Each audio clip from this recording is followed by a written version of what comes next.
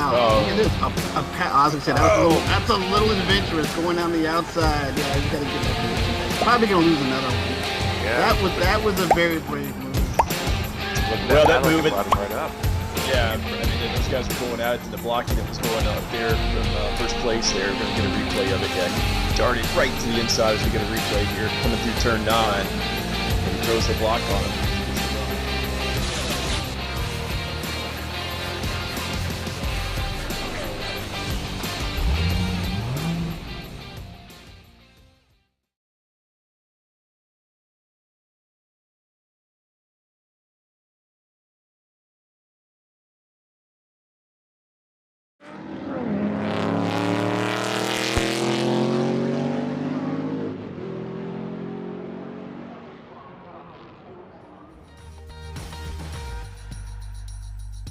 Hello and welcome to round 2 of the 2023 Pro Sim Racing Sprint Championship Series presented by Coliseum and VRS. Well, after last week's round at Laguna Seca, it was all action and drama, but it was Lafuente who ran away in the end in the final with a convincing victory, and also, in the process, made himself $300 richer. Congratulations to him, but can he continue on that same richer form as we head to Sebring International Raceway tonight? It's going to be tough. I'm Tim Cox, joined as ever by Alex Simpson on the sofa here at Apex Racing TV. Alex, it was drama-filled last week, wasn't it? To say, well, really put an underestimation on it. And we lost a lot of the big names early on. They're going to be out for redemption tonight. Yep, absolutely. Good to be back. Hello again, everybody. Yeah, I mean, what a great start to the season. Like you say, Laguna is just one of those tracks that you never really know what you're going to get. I think we called some of the racing really well, like we're going to expect. But like you say, a few big names that perhaps we thought were going to be in those finals, you know, so Coanda, Apex as well. But yeah, Williams really stamping their authority early on with the really strong results and winning every single race of the night in the end. So yeah, absolutely dominant performance. So just more of the same. The consistency that you talked about, I think, is going to be their number one strategy now. That'll make them all the way to the final at Daytona. Well, as we spoke about last week, they've now got a week into this new BOP, new tyre model that's come to GT3. They've got a bit of experience under their belt now and understanding how that works. Do you think we're going to see a bit more closer racing, and it's going to really mix up the pack a little bit compared to what we saw last week, where the Williams guys pretty much just walked away with it in each of the races? Yeah, I think so. I think there's definitely been a lot more talk about what car is going to be best, how to maximise those cars and things like that, understanding the tyre a little bit more. And even though they've still got limited time to work on the setups, based on how the series works, with them only having 24 hours to know the track, I think they will have a good idea of some of the circuits that it's perhaps going to have been, and will have done a little bit more testing on a few of them here and there, and got some sort of reasonable setups kind of in place, and understand what they need to tweak from previous seasons' builds to make their car work as well. And I think that's what we'll see. They're like, okay, fine, we'll pull out the Sebring setup, we'll do the tweaks that we need to do, and they'll hit that testing. So I think we'll see the field certainly a lot closer this round in terms of like qualifying and race pace as well, like we often see with the GT3 grids, where they're almost like nose to tail. I don't know if we'll quite see that yet, but it will certainly be a lot closer. I mean, Sebring is always a really good track in terms of racing anyway, so I think we'll see a lot of great overtakes here, a lot of great battles. The sprint format is, you know, going to encourage people to make those moves, so yeah, I think it's going to be exciting. It's going to be interesting to see how these new, slightly heavier cars deal with the bumps around Sebring, to be sure. But take you through the format for this evening, as Alex has slightly touched upon already. It's the elimination format. Round 1, all the drivers are in. The grid set from qualification, which is just ongoing at the moment. It's just got underway. You might spot one or two of the cars from the pictures in the background whizzing past every so often. Then we cut down into a round of 16, before then it halves again to 8, and then we head across into the showdown, where four drivers even will be taken to that across 3 individual races. Race lengths get shorter every time as well, So it really, really ratchets up the intensity, and those fight for those elimination places that we saw last time, it got feisty, didn't it? Yeah, I mean, we essentially, what did we have last week? We had 6 finals, right, in the end? We did, yes, because just a server issue. A few little server issues and things like that. But I think actually the drivers, the teams, they knew how intense that was going to be. They were onto the stewards really quickly, making sure that, the server errors got rectified and things like that. And being how intensive it's going to be.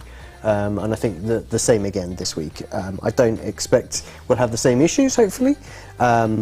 But I think the guys are going to hit those finals really, really hard to try and. Well, you say that, but when we spoke in the interviews post-race to Varner of Dort Esports, he was saying he didn't even bother attacking, he didn't bother defending at all, and he walked away with 2nd place overall. So, is he going to be able to play it so easily? And I was about to say, it's an interesting concept, isn't it? I mean, I think once you've made the final, you've got nothing to lose, right? The furthest you can finish is 4th. It's not like you can go out there, attack and finish 32nd. So I feel like, the guys, definitely the first couple of races, they're going to give it everything, attack as much as they can, see where they get. I don't think they're going to just sort of sit there and settle for the final few places, especially if we see some of the people, like Dane and Sanchez, who know that they need to have a good round this round. If they're in that final, they want to score as many points as they can to try and drag themselves back up into that top 4. Oh, definitely, there was lots of big names, didn't we? Cooper Webster, another of them, Johan Half, all dropping out in those early stages. And it's even more tricky for the drivers because we've had a week between rounds 1 and 2, but round 3 and the final round of the qualifiers is tomorrow night. Yeah, so straight back into it now. Just kind of get it done before Christmas and the break, and everybody sort of jets off for their holidays and things. But yeah, so full on, so 2 couple of days. I mean, I think the guys will prefer it like that, I think, rather than have it 1 week away, because obviously they only know the track the 24 hours before. They'll get that information and they can just start working on that for tomorrow and kind of get it done. Well, it's going to be interesting to see how they play that one out. Let's take a little look at Sebring International Raceway. And Alex, of course, it's notoriously bumpy here. This former airbase that's now been transported and transformed into a racing circuit, very similar to many of the circuits based in the UK, but I've not seen so much outside of the UK. But over around here, there's, as you mentioned earlier, plenty of overtaking opportunities. Turn 1, much of a chance through there, do you think, for these guys, or not? Yeah, I think so. I think if they get sunset wrong, it leads, a good opportunity into turn 1, and I think most people will go for that. Even if they can't get the move done in 1, going into sort of that 2, 3, 4 complex, really good opportunity to kind of get it finished in there. And then, of course, then that opens up what we see just behind us at the moment, which is, the turn 7 and the hairpin. Loads of moves will happen in a late break. Best of the late break is really going to come in. And again, then if you don't quite get it done, there's the opportunity to finish a shot off through turn 10 as well. Very similar, not quite as tight as the hairpin. But again, if you're confident on the brakes, you can get the move kind of done in there. Sort of 11, 12, 13, it's going to be pretty much single file, I think, through there. And then you've got that fast run up into the sort of the fast left right going onto the back straight, which is always a bit interesting through there, because we like to see people normally open that corner up to get a good run into Sunset to also make overtakes into Sunset Bend as well. So we'll see kind of how that plays out. But actually, yeah, Sebring, one of those circuits that many places, but also many places to make mistakes to allow runs as well, especially if there's a lot of pressure going on, which I suspect we're going to see a lot of people putting a lot of people under pressure in this week. I suppose as well, you say about there's many places to overtake. The flip side of the coin, if you're the car in front, that's many places you've got to try and defend. Yep. What's it like for defending around here? Yeah, I mean, again, I think if you focus on the exits of the corners, make sure you just get that power down well. That's what's going to be the primary thing to try and be able to defend, get over to the inside and protect your inside. But there are some corners where it switches back, so you can't always just purposely plump your car on the inside and block that area of the circuit. It will switch back. So you've got to think perhaps long term, maybe 2 or 3 corners ahead. And I think it's why it makes it one of the best circuits in the world, to be honest. I think very, very underrated Sebring. That's a controversial opinion there. There we go. And I think, well, that's on that bombshell. That's a great place to head to a quick break now. We'll be back on the other side where we'll be live trackside for qualifying. We'll see you shortly. Are you struggling for consistency in your sim racing? Does your iRating look like a roller coaster? If so, we have good news for you. The way to get more consistent is to first understand what you're doing differently than the professionals. And VRS is the answer. With our competitive subscription, you will have the telemetry, setups, tutorials, and everything else you need to fully analyze your driving. Our data packs and the ability to compare your driving with the best in the world will show you exactly where to adjust your inputs, change your driving line, and shave seconds off of your lap times. And our powerful and precise Direct Force Pro wheelbase and precision pedals are being used by some of the world's best drivers. All these champions agree that VRS hardware is not just the best on the market, it's also priced well below the competition. So if you're looking to upgrade to direct drive and the best pedals in sim racing, VRS is your answer. If you want to get better, get faster, and make it happen sooner rather than later, you owe it to yourself to find out why so many people are switching to VRS. You'll be so glad that you did. Visit www.virtualracingschool.com and learn why the best use VRS. Welcome back. Qualifying, as mentioned, that is well underway here at Sebring. Drivers have 15 minutes in which to set their best time.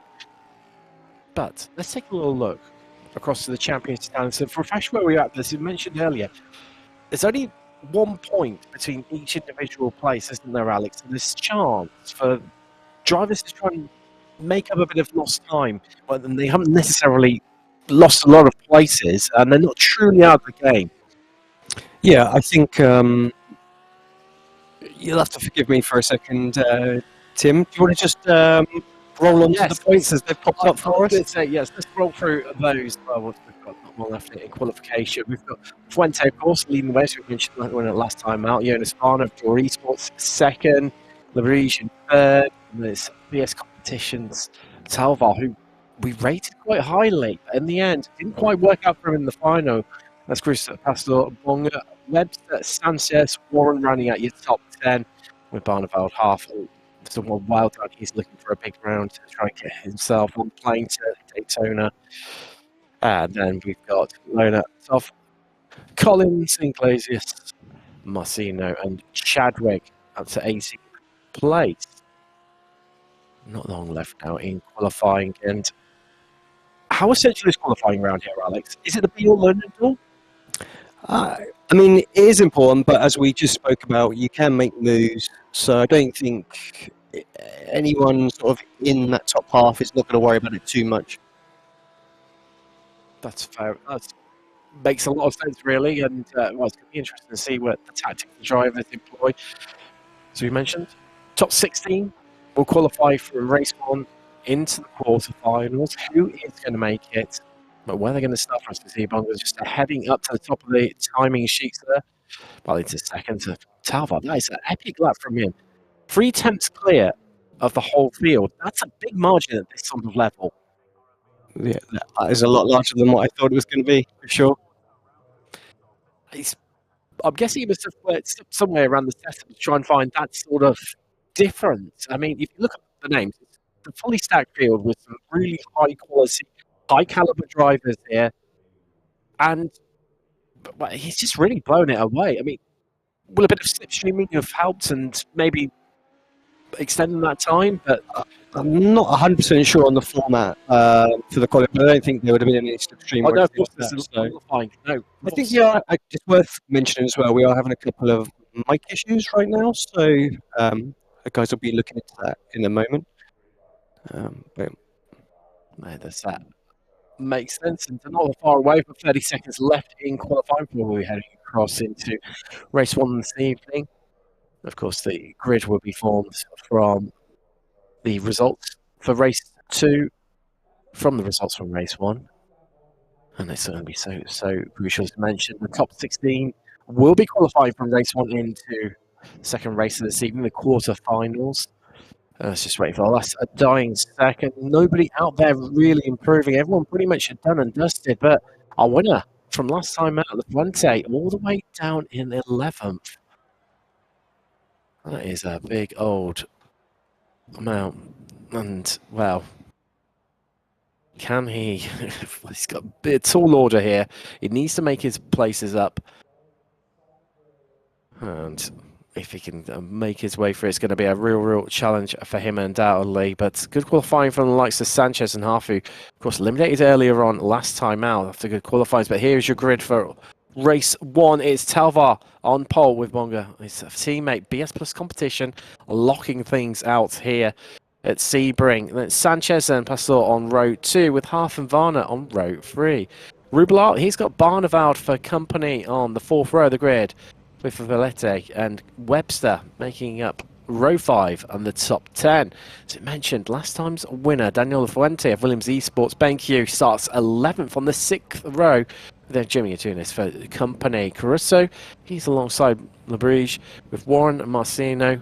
Toff, the hook on, that's row 9, and row 10 is Lopez and Iglesias, an all Spanish row there. Kiss, he's got Castro Lado for company on the 11th row of the grid, with row 12 being formed up from Collins and Swennen. And that's absolutely everyone. Your 24 car grid. Who's going to make it through? Who are going to be the unlucky drivers not to progress through into the next race of the evening? Hold tight, folks. It's going to get wild. It's going to be a little bit crazy, undoubtedly. And it's elbows out, I'm sure. Despite these extra overtaking opportunities, Alex, that we have around here compared to Laguna Seca last week, I don't doubt that they're going to have their elbows out and looking to make moves early on. Yeah, I think you're right. I think perhaps not this one. There's obviously less cars on the grid this time, so less people are going to get eliminated straight away. Still a fair chunk, to be fair. There's still, what we got, 8 people that are going to get eliminated from this race. But I definitely think that front, like we saw last week, is still going to be a little bit safer before the going gets tough.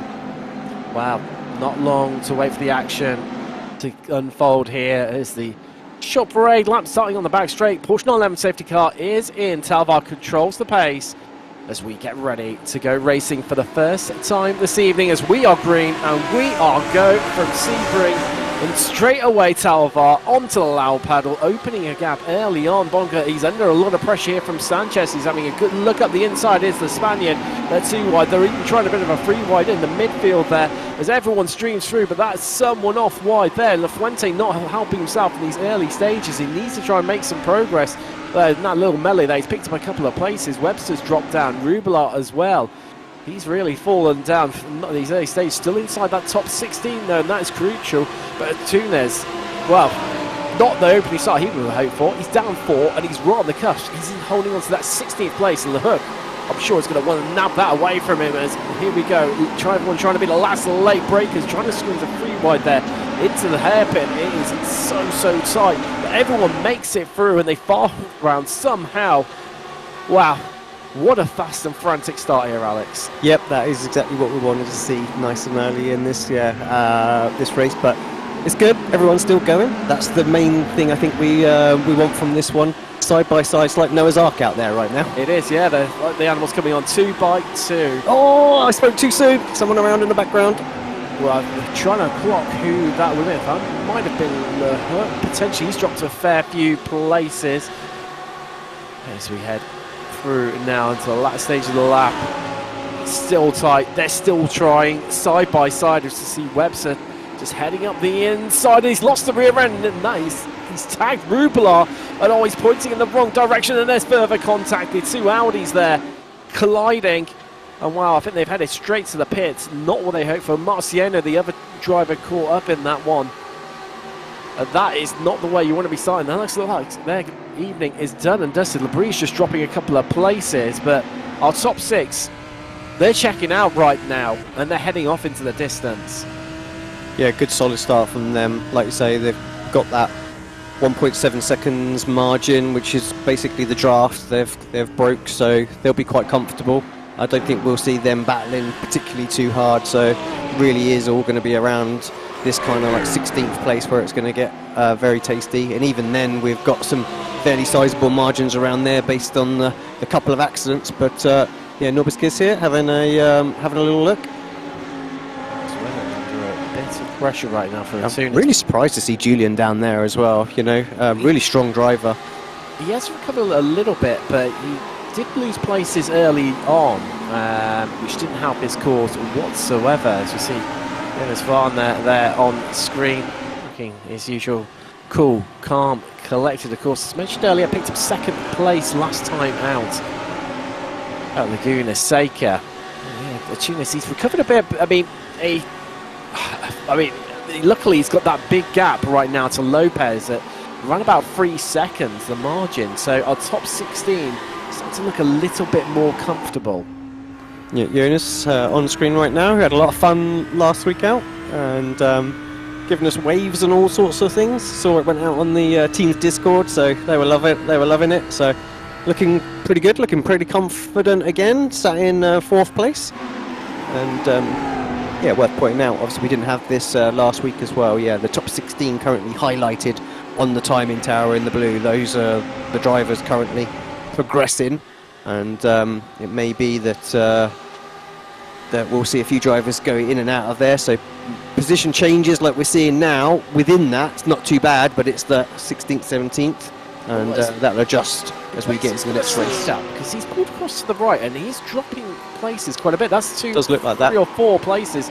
Well, up ahead, Labruja Kiss. A bit of a right go here into Sunset, bouncing across the... Oh, wow. Well held there. I had visions of him collecting the wall on the outside. That would have been, well, absolutely disastrous for him because these lot are through. As we spoke earlier, yes, the grid is formed for race 2 from the results from race 1, but it's all about qualification, surely. But you tell these guys this as Kiss just slots it back up the inside. Labrie tries to come instantly straight back at him, and he may well do it in the battle of the Lamborghinis now. So heading through the circuit, and I'll tell you what, Labrie back ahead once more, and Kiss has to keep an eye on his mirrors because Sonnen is currently looking racy. He's got the endurance light package on and he's trying to dazzle right round the outside, being the last late breakers into the chicane. Can he get the move done? The Kiss says no, it's not that easy, forces him out onto the grass. But here comes another one. Well, Lambo's in it. Atunes just slots this round way through, says thank you very much, I'll have those places off you if you lads want to try and go off road. Yeah, I think some opportunistic moves need to be had in and around this place when they get the opportunity, and yeah, as we just move away from that battle for a moment, take a little look further forward. Got Johan Harf currently in 5th position, and yeah, the front 6 pretty much still as they are, nose to tail, and mostly Lambos with the one Audi mixed in there as well. So similar story to what we saw last week. It most certainly is, and well, as things stand at the moment, we'll be having 2 Audis and 1 Porsche qualifying for the next round, and the rest, well, you can definitely tell where the balance of performance is at right now in iRacing. Everyone else, Lamborghini Huracan GT3 Evo. Now you say that, I've looked at some official series racing and the Porsche are still doing well. I think the Porsche on the long run, which is I believe what Sanchez alluded to, was still pretty good on the tyres. So yeah, I feel like we'll still see that in the official series. But yeah, for these sprint races, the Lambos and the Audis are right definitely there. The car choice. I mean, it's great to see the Audi right back in amongst things after it's been a bit of an outcast for a fair few seasons and not that much of a popular choice. But this New Balance performance, it's even brought the Ford back in a little bit, which is weird. That's really ostracised us. Onto the brakes here. Well, Varda trying to make his way through, jinxing Lex, jinxing right, and trying to find a way into this top 3. Can he get it done? Can he get things done? This little battle, well, they were scrapping like mad earlier on, but they've settled down a little bit, and I think that's because they've spotted that Lopez is catching them at a considerable rate. Not too many laps ago. In fact, about 2 laps ago. The gap was about 3 seconds. It's down to about 1.4 seconds right now, And Lopez is in with a chance here of just trying to snipe his way and eliminating someone in front of him out of that group of 5 of Lebrija, Tunes, Iglesias, Kiss and Suenan. He needs to dig deep right now, doesn't he, Lopez? Yeah, we didn't see Pablo in last week's round. Maybe I'm wrong.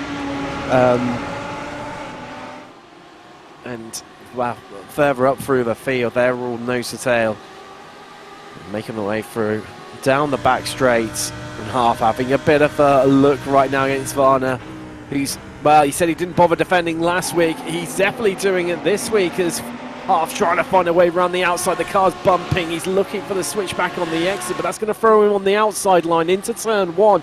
As they come across the line, they're pretty much nose to tail. You can throw a blanket over Varner, Half, and Pastor just trying to find which was going to be the quicker line through. Who's going to come out ahead so he can try and follow them through, but still side by side on the exit of turn 1. They zip back in together.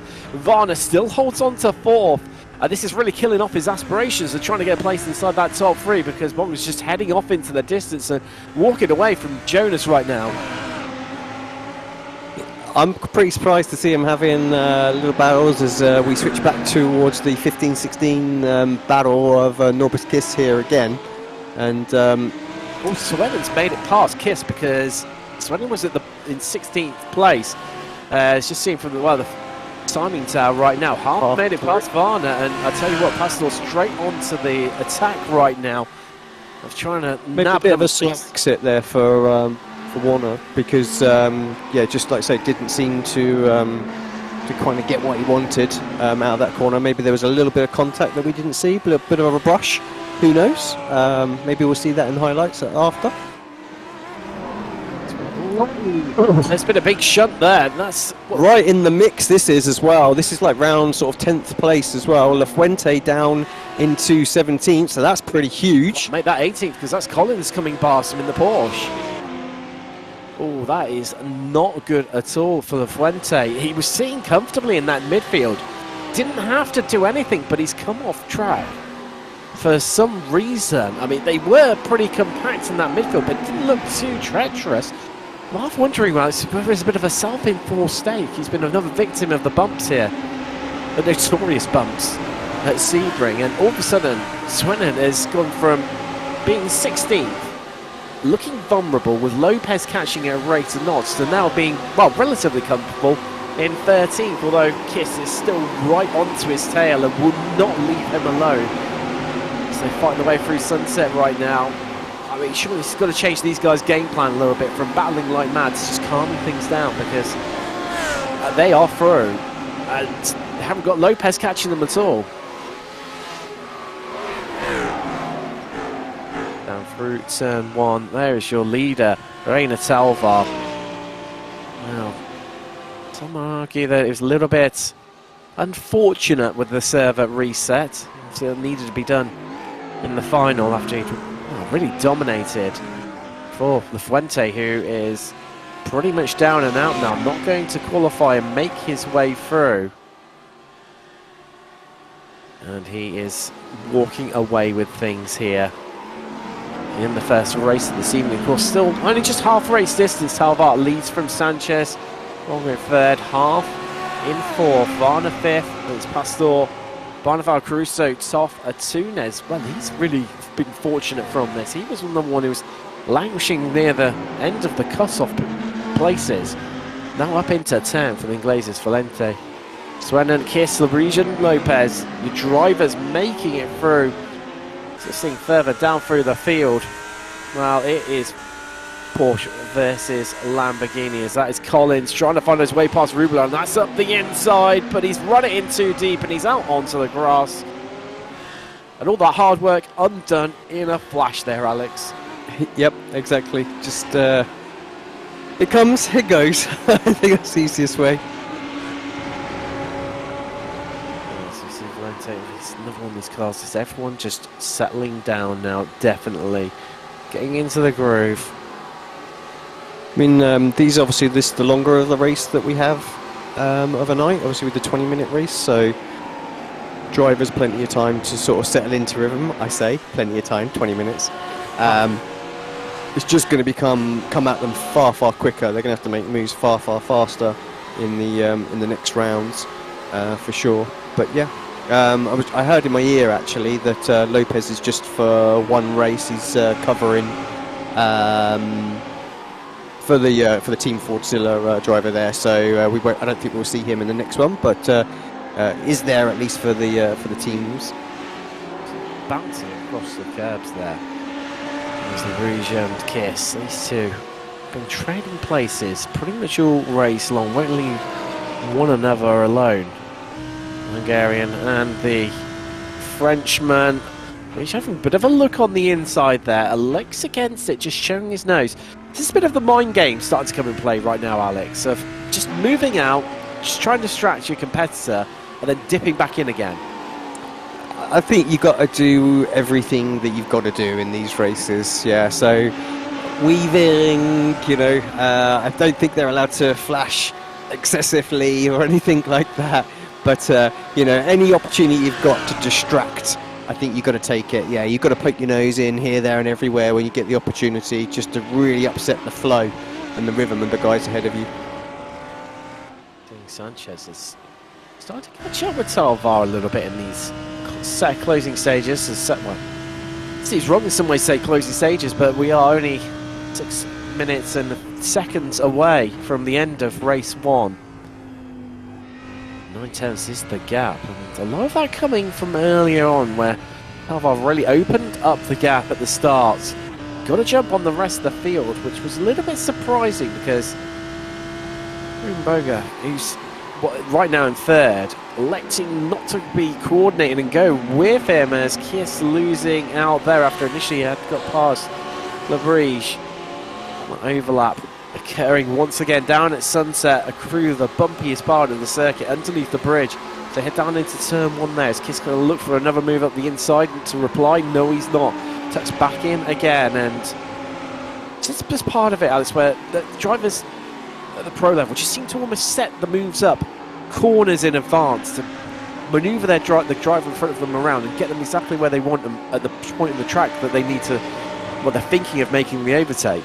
This is much like what we were saying earlier on as well, that yeah, some corners will lead into others to give them the best opportunity to get the moves done, and maybe just upsetting someone's flow can be all the more important to kind of make that move done.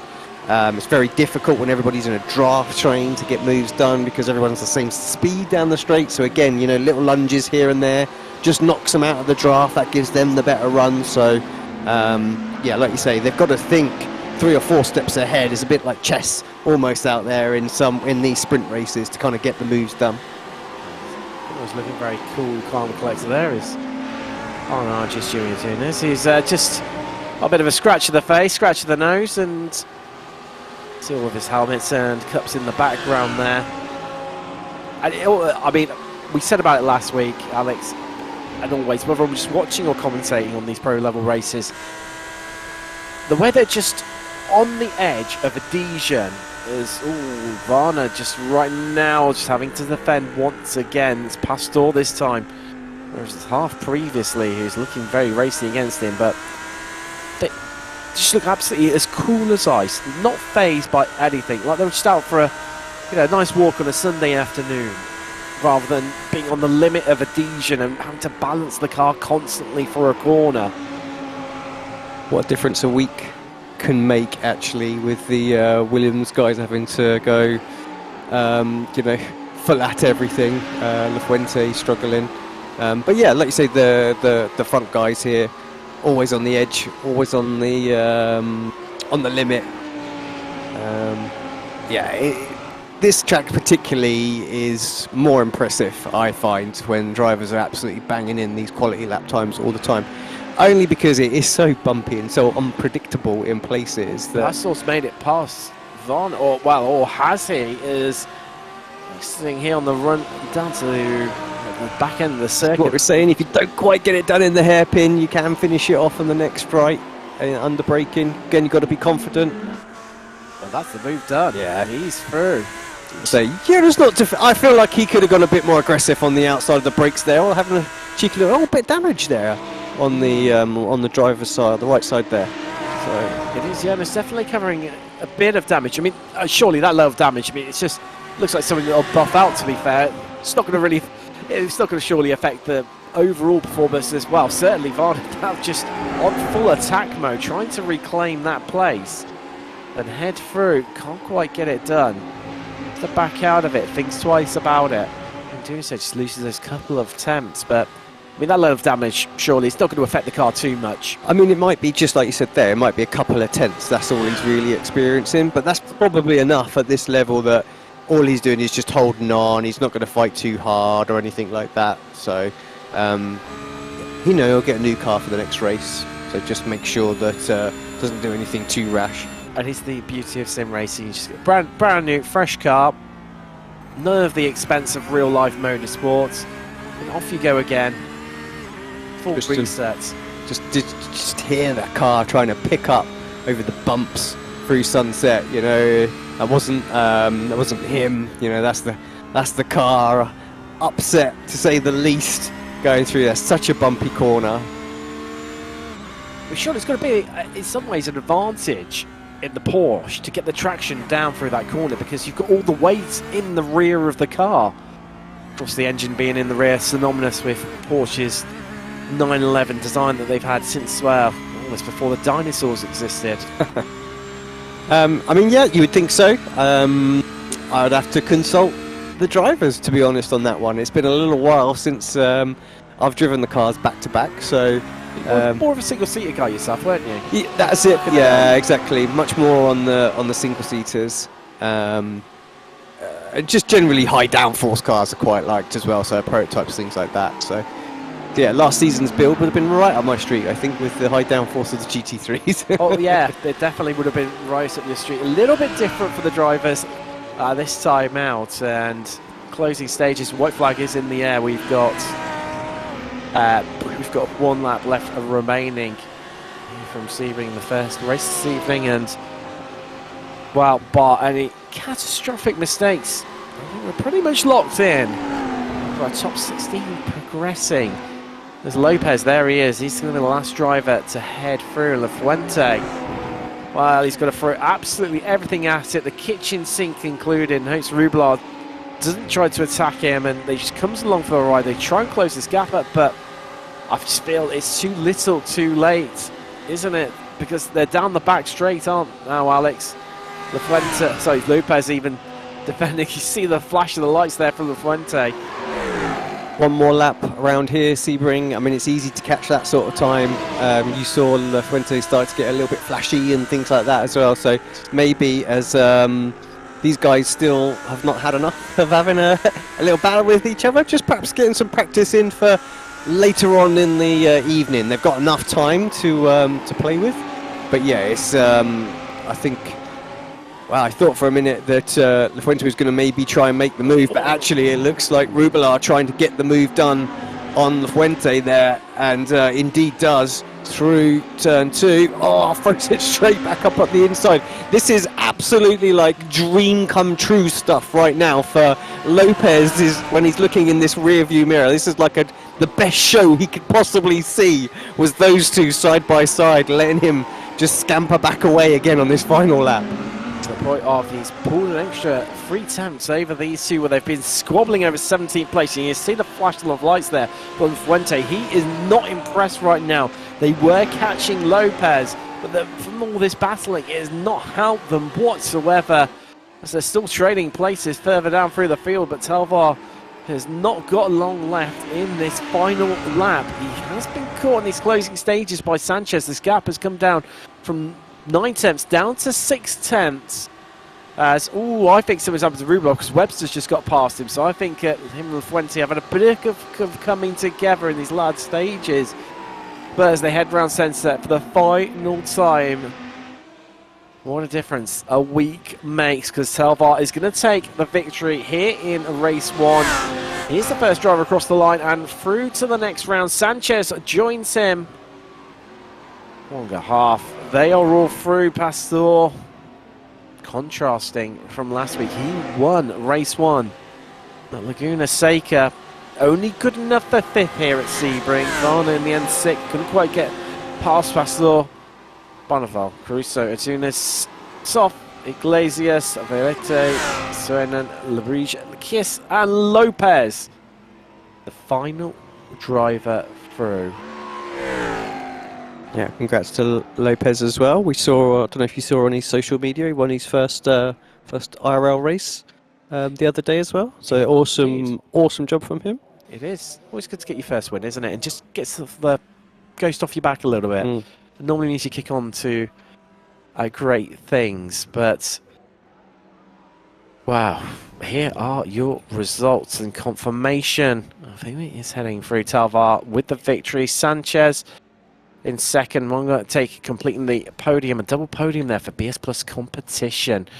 We're followed up by another Apex driver, and then we've got Pastor, runner, Barnaval, Crusoe, Tunis, Toff running at top 10. It's Iglesias, Valete, Suenan, Labrige, Kiss, and Lopez. The drivers making it through. Webster in the end, 17th. So I wonder what happened to La Fuente in those closing stages, because Rubelar's showing in 18th. We know they had a bit of a coming together at some stage, but he's run out of incident points. Not too sure, because there you go, he's down in 19th with Collins in the end retiring 5 laps previously. Warren, Marciano, Luedo, and LeHook all eliminated in these early stages. Wow. We're going to head into a bit of a break now. We'll be back in the studios and we'll go through a bit of the fallout from race 1. We will see you very shortly.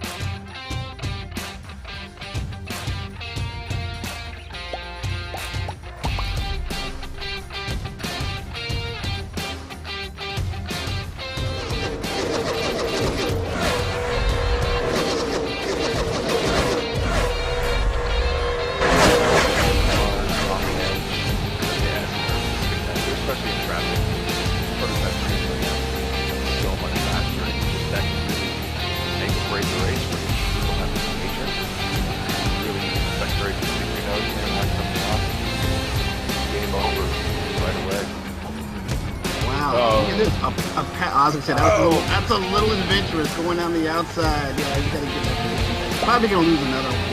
Yeah. That was a very brave move. Well, that move right up.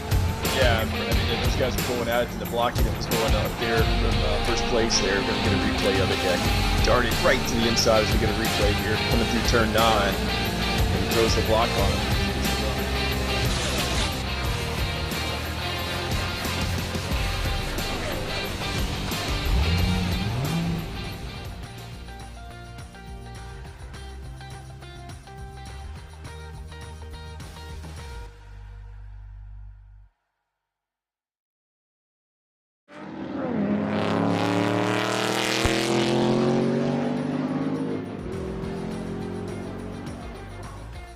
Hello and welcome back after what has been, well, should we say, an entertaining race 1, and as predicted, the fight for the cut-off places was alive and well here at Sebring.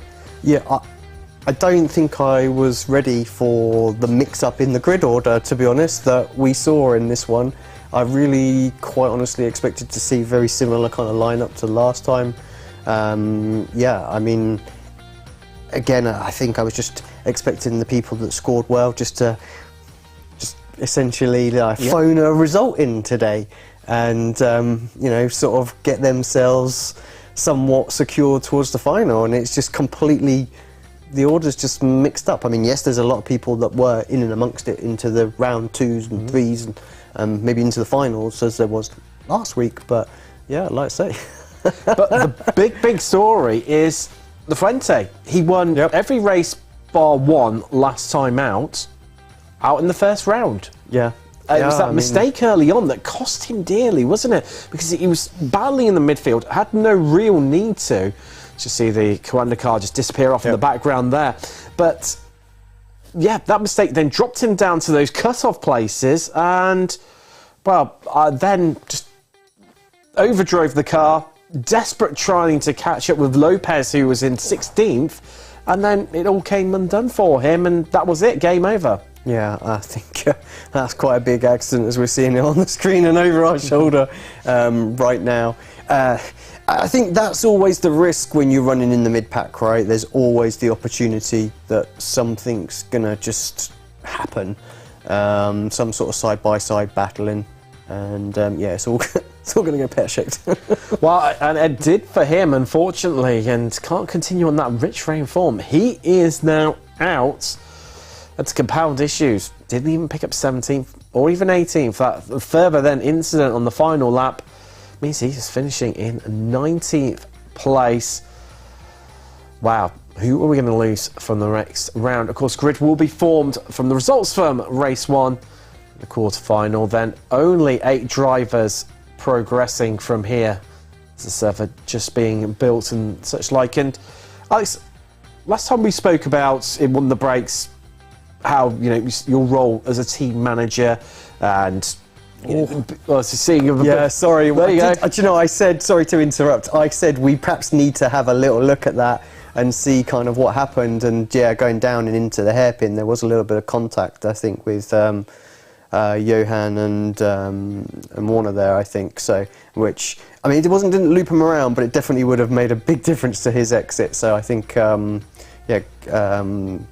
got lucky to get away with that one, I think, and they put it in another 3 into 1, doesn't go.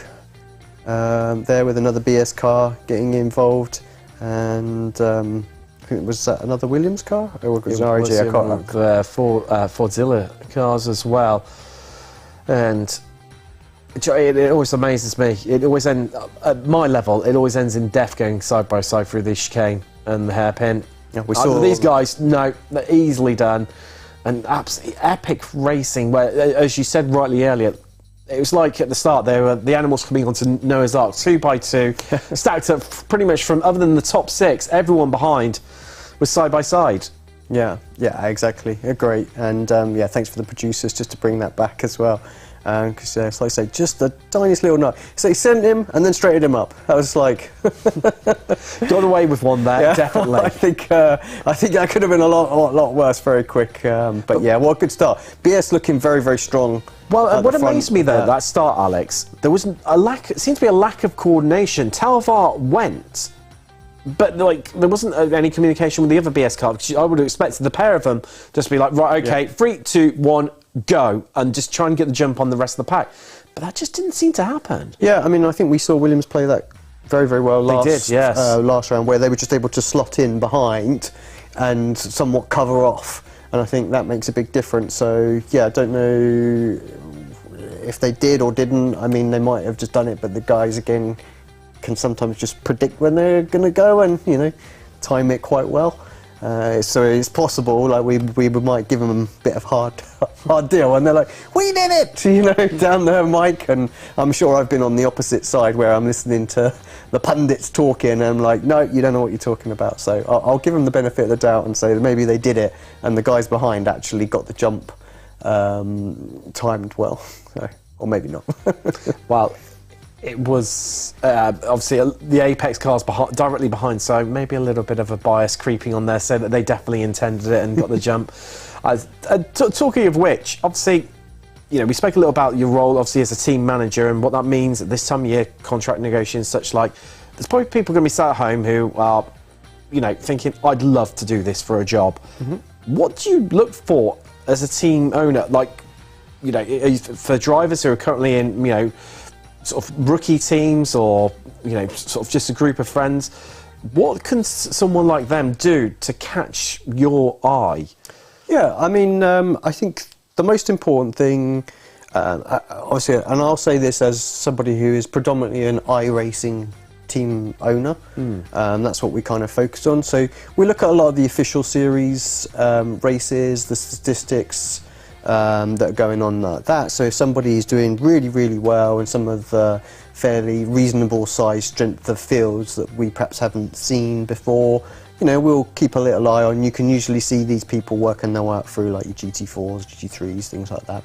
And you can kind of see. And I think that's the important thing to first to do, is get comfortable competing on iRacing, in the higher split races. So get to yourself to a point where you make top split races, that you're going to get noticed a little bit quicker then than you will as opposed to a second split.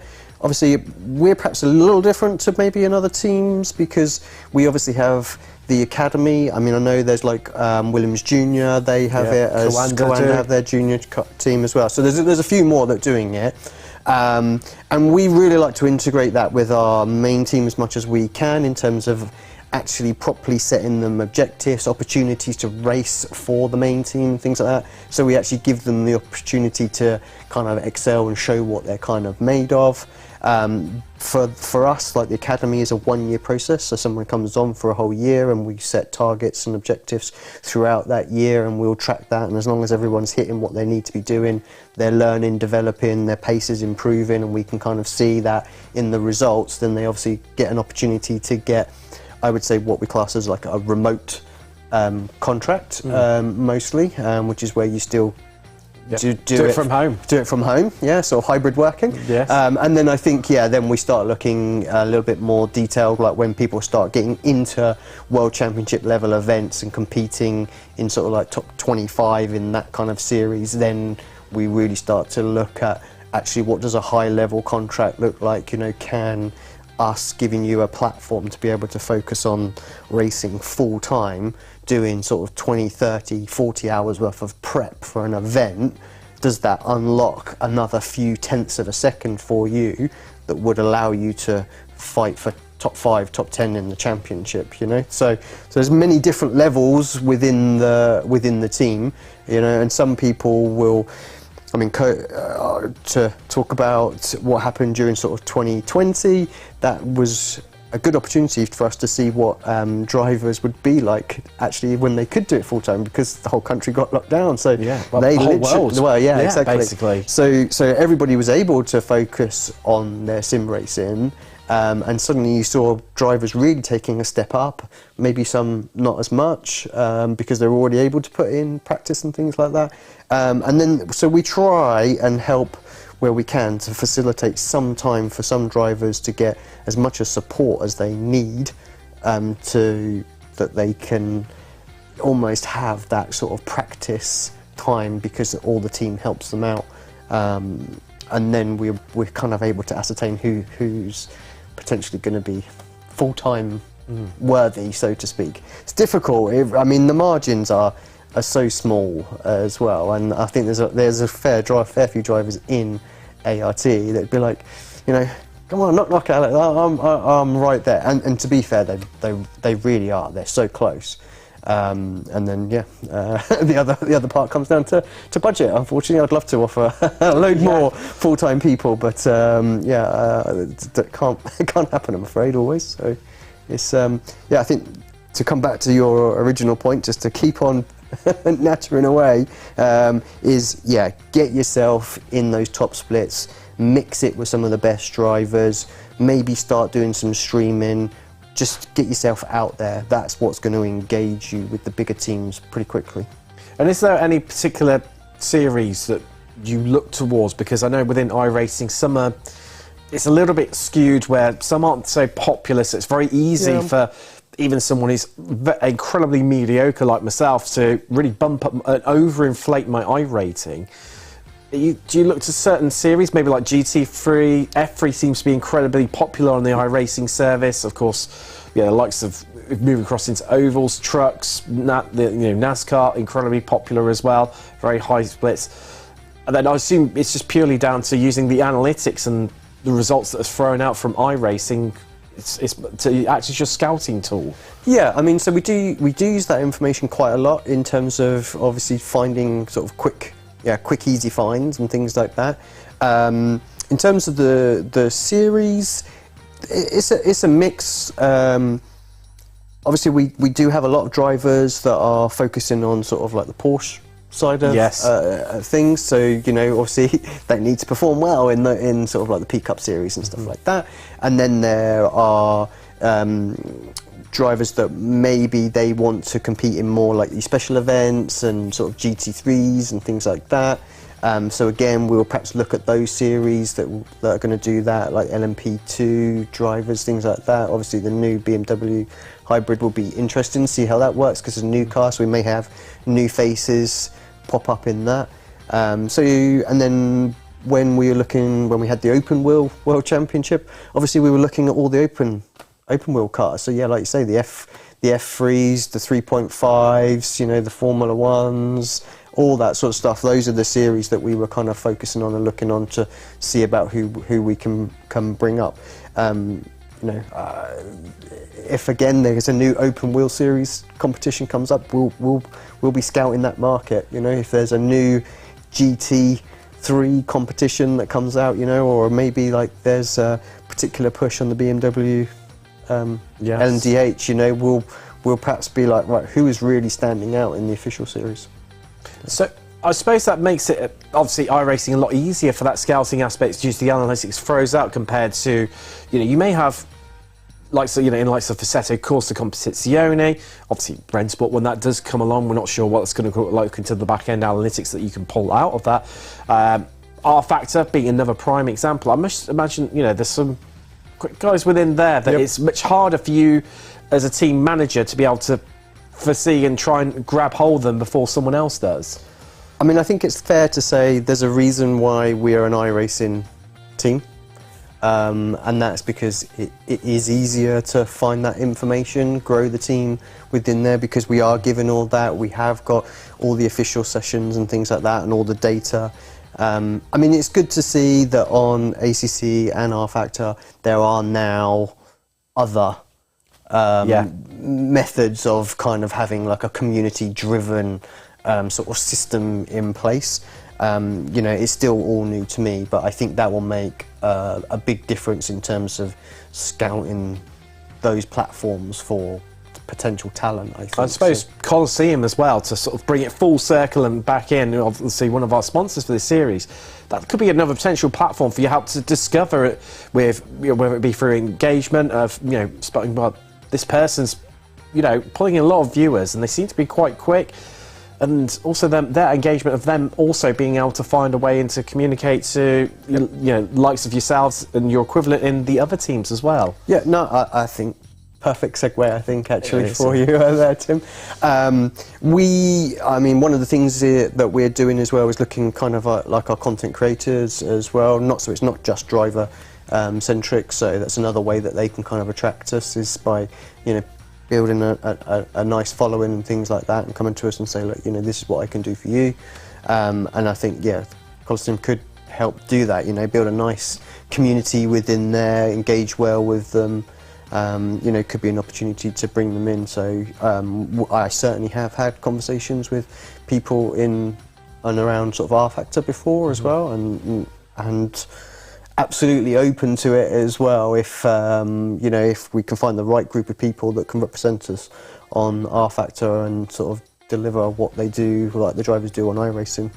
And the same with the content creators. If they want to do it on ACC or R Factor, as long as they attract the numbers, bring them in, and they want to support and help the team in everything that we do, it's the same principle really, that I'll happily bring them on. So hopefully, this opens up a door for them to go, look, here's my stats. That was one thing that we saw in the advert. They have the analytics there showing, oh, here's my view count, my engagement, and things like that. So it'd be another really good tool for sim racers. And actually, it was good to see in the sort of brief that we saw that it was not just IRL that they were focusing on. Yes. That it was actually going to be for sort of the esports world as well.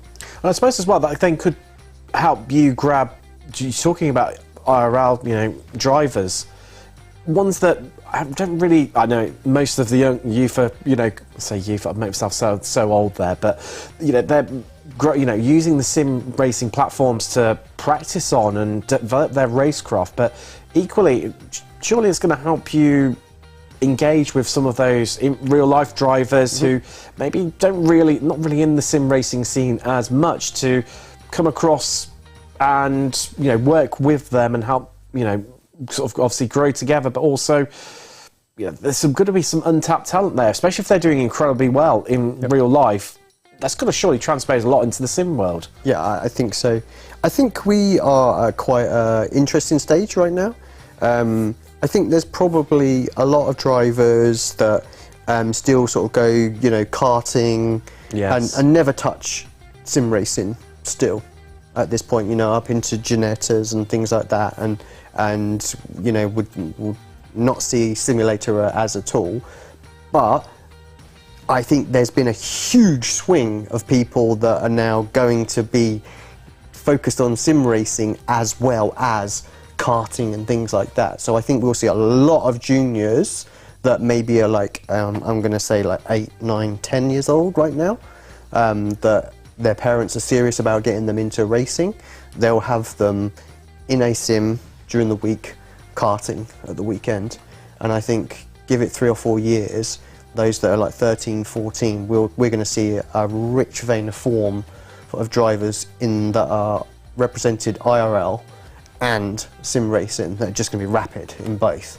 And give it, again, I'm perhaps speculating here, but give it another 15 years and I would suspect your entire F1 grid is just going to be smashing sim racing as well. A bit like Max. Well, Lando's, I don't know, he sort of dipped in about it a little bit recently, but he's another one. George has done it, and you see other drivers as well. So definitely I think some interesting times ahead. But we're going to head into a quick break now, and we'll be on the other side for the quarter-finals. 16 drivers, only 8's making it through. Who's going to make it? Well, not long to find out. We'll see you shortly. Are you struggling for consistency in your sim racing? Does your iRating look like a roller coaster? If so, we have good news for you. The way to get more consistent is to first understand what you're doing differently than the professionals. And VRS is the answer. With our competitive subscription, you will have the telemetry, setups, tutorials, and everything else you need to fully analyze your driving. Our data packs and the ability to compare your driving with the best in the world will show you exactly where to adjust your inputs, change your driving line, and shave seconds off of your lap times. And our powerful and precise Direct Force Pro wheelbase and precision pedals are being used by some of the world's best drivers. All these champions agree that VRS hardware is not just the best on the market, it's also priced well below the competition. So if you're looking to upgrade to direct drive and the best pedals in sim racing, VRS is your answer. If you want to get better, get faster, and make it happen sooner rather than later, you owe it to yourself to find out why so many people are switching to VRS. You'll be so glad that you did. Visit www.virtualracingschool.com and learn why the best use VRS. Hello and welcome back. That's one of the last stages of the warm-up just ongoing at the moment. And we're heading into the quarter-final. Of course, as mentioned previously, just for the break, only 8 drivers progressing. Who's going to make it? Who's going to be going home early? Not to find out. And also, during the break, I wonder what's going to be the next track up? Or not later, but it's going to be, I'll tell you what, it's going to be a quick turnaround for the drivers. Those maybe going home early might be jumping straight across and getting some practice in ahead of tomorrow, round 3. It's going to be tight, it's going to be fast, it's going to be furious. Obviously qualifying is taken from the race results, sorry, the grid's taken from the race results from race 1. So we have Rain Talva, BS Plus competition starting from pole once again. Can he control it from the front to make it 2 wins from 2 here at Sebring? It's going to be tight for him. But now, as we've seen from his form last time out, anything is possible here in this championship. And you're only one makes mistake away with these short races from dropping out. Well, Alex, not long left at all now, but surely it's just all about just settling its nerves, keeping it calm, composing yourself, going again, and just ensuring you absolutely ace that start to give yourself that extra step up and that step closer to making it through. That'll be their priority, I think, for this one. Make sure, like you say, get a good launch, don't get caught up in anything. Those that are in the top 8, you know, will just be trying to eke a little gap if they can early on. Yeah, here we go. Here's the grid though. Here we go. So BS Plus competition and Apex forming the first 2 rows of the grid with Talvar and Sanchez on the front row with Bonga and a half on the second row of the grid. And it's Daniel Pastor. He's got Jonas Varna for company on the 3rd row of the grid with Barneveld and Caruso making up your 4th row. Toff and Iglesias ran out your top 10 and 5th row with Filete and Antunes on the 6th row. Moving down through the field. 7th row, Swennen has Labrisha company in an all R8 G Esports. Filete just ahead of them. Surely going to be working together to come through the field and gang up on the cars around them. Kiss and Lopez ran out your final row. And wow, for these drivers, the only way is up. Lopez in to this round with, what some might say, a little bit of luck. But you've got to be there to take these opportunities when you present to you as everyone just heads off now. Slightly longer formation lap by looks things this time. Yes, just heading past the pit straight there. So, wow. Here we go. Here we go. That extra bit of time, warm the tyres up, but equally, does that allow a bit of extra time for those nerves to set in, Alex? I mean, I think it does, but also I feel like, yeah, the drivers won't mind it too much. I'm sure a few of them might have cursed about what full pace lap, but I think, yeah, it's fine just to kind of settle in to a. Like I say, just let those nerves calm down a little bit. give the teammates the opportunity to discuss exactly what they're going to do in terms of start procedure and things like that. So, yeah.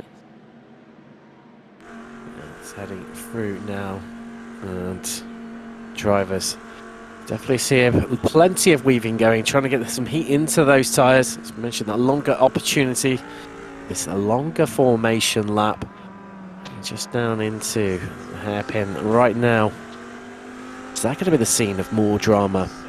We saw it in race 1. There's plenty of side-by-side action there. Even attempts at free wide. It's like they were pretty much side-by-side there for numerous drivers. For the next few sectors of the lap, of course, we have a few more sectors. 7 according to iRacing here at Sebring. They do like their sectors. They do like their sectors. I mean, they do. The Nordschleife is... I can't remember. It is horrific, the amount of sectors. I mean, that one I get, but any other circuit, maybe Le Mans, I think as well is the other one. I think you could allow like some extra sectors, but I'm just so used to 3 sectors and done. Yeah, that's all you need in life. You just need the 3 sectors, nice and simple. I mean, it helps in terms of understanding with your teammates, like where you're losing time and things like that. So from a driver development point of view, it's silver lining. I was about to say, yeah, exactly, glass half full kind of person, yes. You know. Yeah, sometimes you're just like, just give me 3 sectors, please. Yeah, like the rest of the world seems to deal in. It would be far simpler in some ways, but as I was saying there, gives you the opportunity to find out exactly where you're losing those few extra tenths, or maybe even where you're gaining them. And it's definitely the latter rather than the former for myself. But not long now to go. The anticipation builds. 16 drivers. And wow, only 8 will make it through. Who will make it through? Yeah, we're going to see another lockout at the front 4 by BS Plus Competition and Apex Racing Team. We're going to see someone else maybe creep in there, really disrupt the pack. This is one incident, and that's it. It can really transform your evening. We saw it last time out of Laguna Seca. Are we going to see the same again? Is history going to repeat itself here at Sebring? Or is it going to be another dominant display? Not long left at all to find out. The safety car is in as we are green. And we are, wow, the field really bunching up there. There's a real delayed start. A lot of drivers going early, and we've got 5 wide here on the run down to turn 1. This could not end well, as they're all just about zipping it together, and that's contact there between the 2 Apex Racing Team cars. It's happened all over again. Harp and Sanchez to the back of the field. As everyone else making it through. It was going to end in tears, but right now it's BS Plus Competition leading the way. Their 3 entries occupying the podium positions. Barneveld picking up 4 places top. He's had a great start. He's at 5. Valette also, he's picked up 5 places. I think I'm going to have to leave Alex just console himself for a minute. My jaw is on the floor, Tim. I just, yeah, exactly. I don't know what to say. Right. It's all happening and kicking off further down the field as they're shuffling around. Iglesias, he's dropped a couple of positions there after his good start, and he's back to where he started. Jimmy Tunis, he's picked up 3. He's had a cracking start, but he's not inside that top 8, those crucial places. Those 2 Audis in the field, they are just in there. Jonas Varner and Jordan Caruso of Dor and Altus, respectively, 7th and 8th, holding on to those places. Half already recovered. He's already back up into 11th. Sanchez, he's retired, so that is him done and dusted. We're down to 15, which means there's even less chance of being eliminated. But even so, there's a gap building right now as we look back from the R8G Esports Lamborghini of Swennen. And that is half behind him. He has got a mountain to climb if he wants to get through, as the Audis battle it out through Sunset Bend, and there's nearly contact between the pair of them, Caruso and Varner there. All for so close, and a Porsche. Lots of contacts at the back. Well, he'd already lost the rear. It was bouncing around like a pogo stick as he came through Sunset. As the two Audis still scrabbling around, Talva's having none of it. He's cleared off into the distance. He's already 1.5 seconds clear at the end of the first lap over his teammates. There's a two there's just trying to squeeze his way right around the outside. There's contact there. That's between himself and Swennen. Varner fully involved as that battle for 8 is turning up.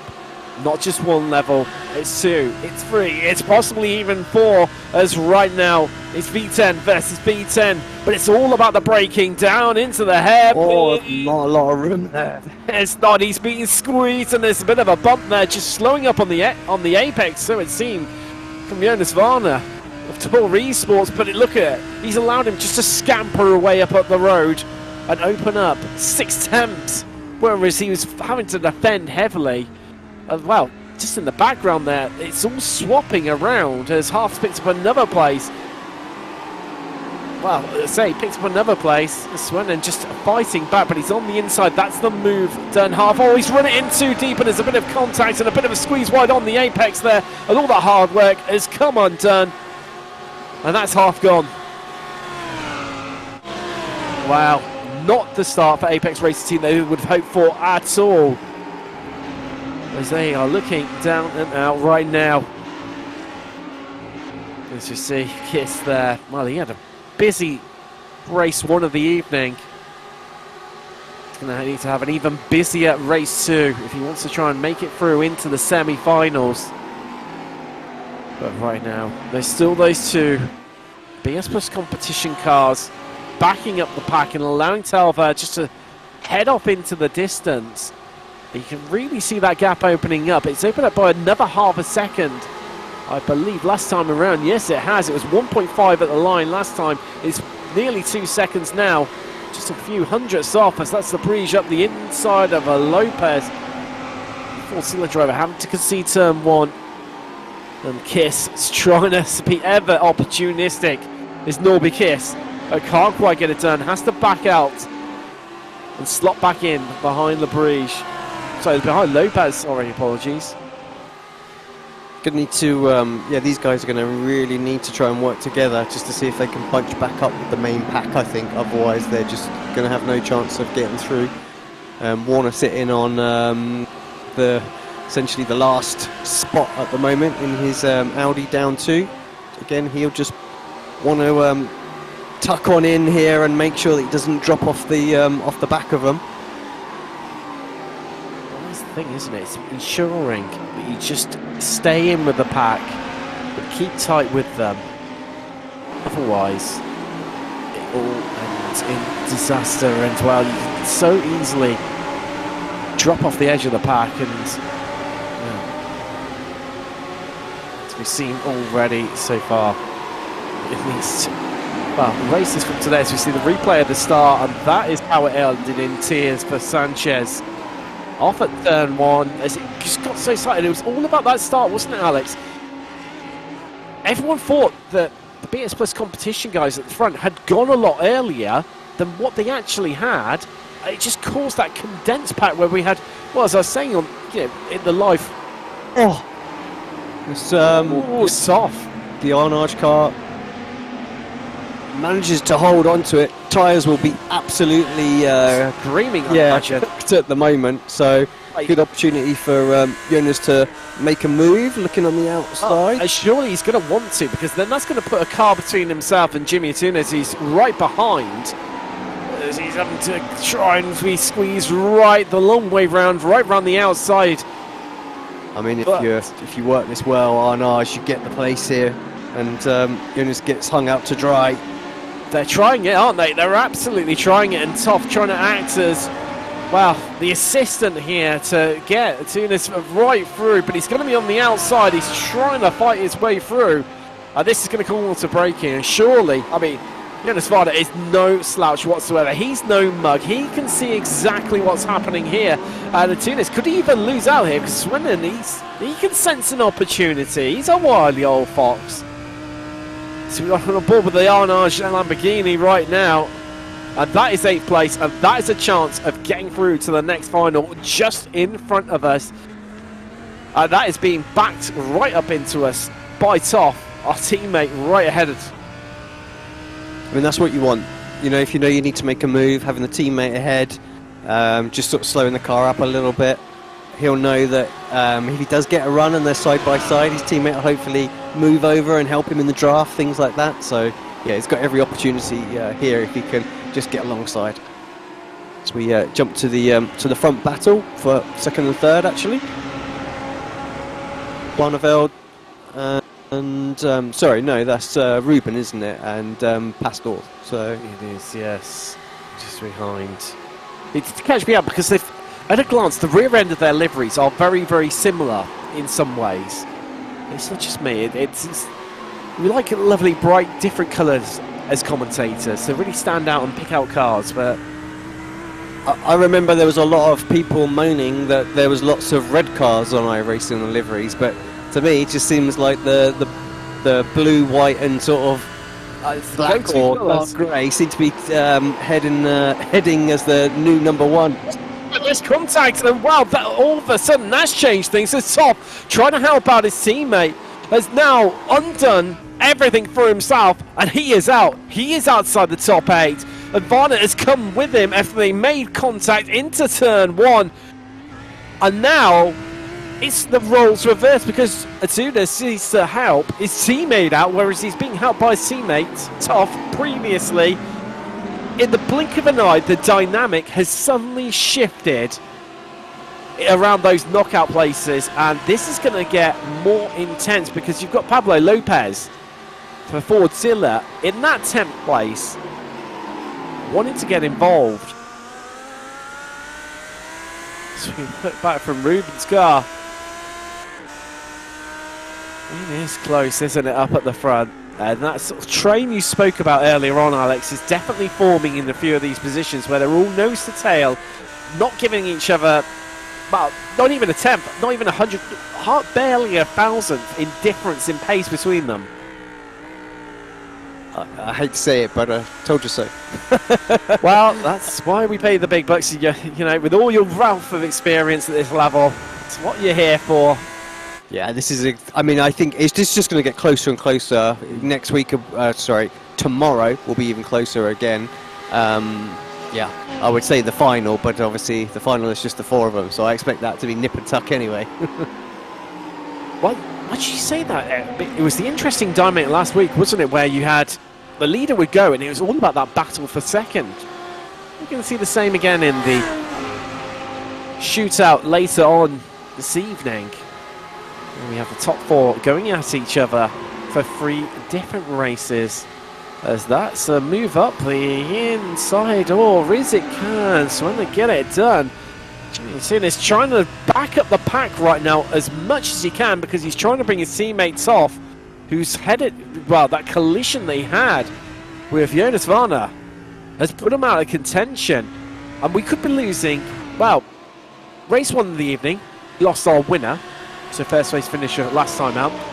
Race 2 of the evening, we stand a chance the driver who finished second last time out. Seeing a bit of a pattern emerge here, Alex.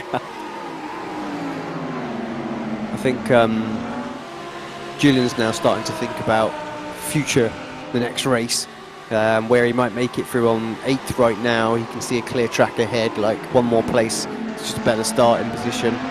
Doesn't want to be having to fight through 4 cars to make it into the final, so just thinking about some moves.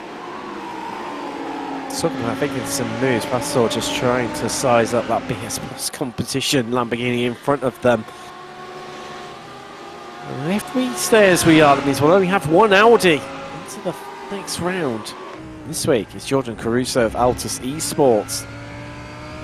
Still time left remaining, not a great deal, 3.5 minutes left on the clock in the quarterfinals. Who is going to make it through? It's like a good run from Daniel here.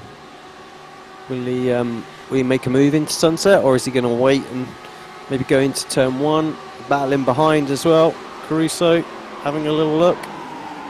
Everyone's having a bit of a look right now, but they've all remained as they are as they bump their way through Sunset out onto the start-finish straight, and well, Roomberg just catching the cross on the outside, avoiding the wall.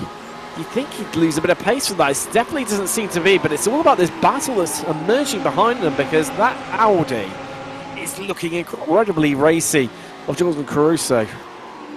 He's moving around left, right, and centre. I'm sure Quinton Valetea is spending more time looking in his mirrors than he actually is at the road ahead of him, because he's just seeing an Audi swaying around left, right, centre, back again, trying to find his way through. Yeah, we know how quick Jordan is for Altus there, so back to this sort of 8th place battle. It's definitely not done yet. We've got perhaps a couple, this one and maybe one more. Maybe I don't think we're going to get two more. I think we'll get this and one more. Yeah. That's definitely It's his only chances if these guys get at it, and he just nips and has both of them at the same time. But yeah, Jimmy and Julian pretty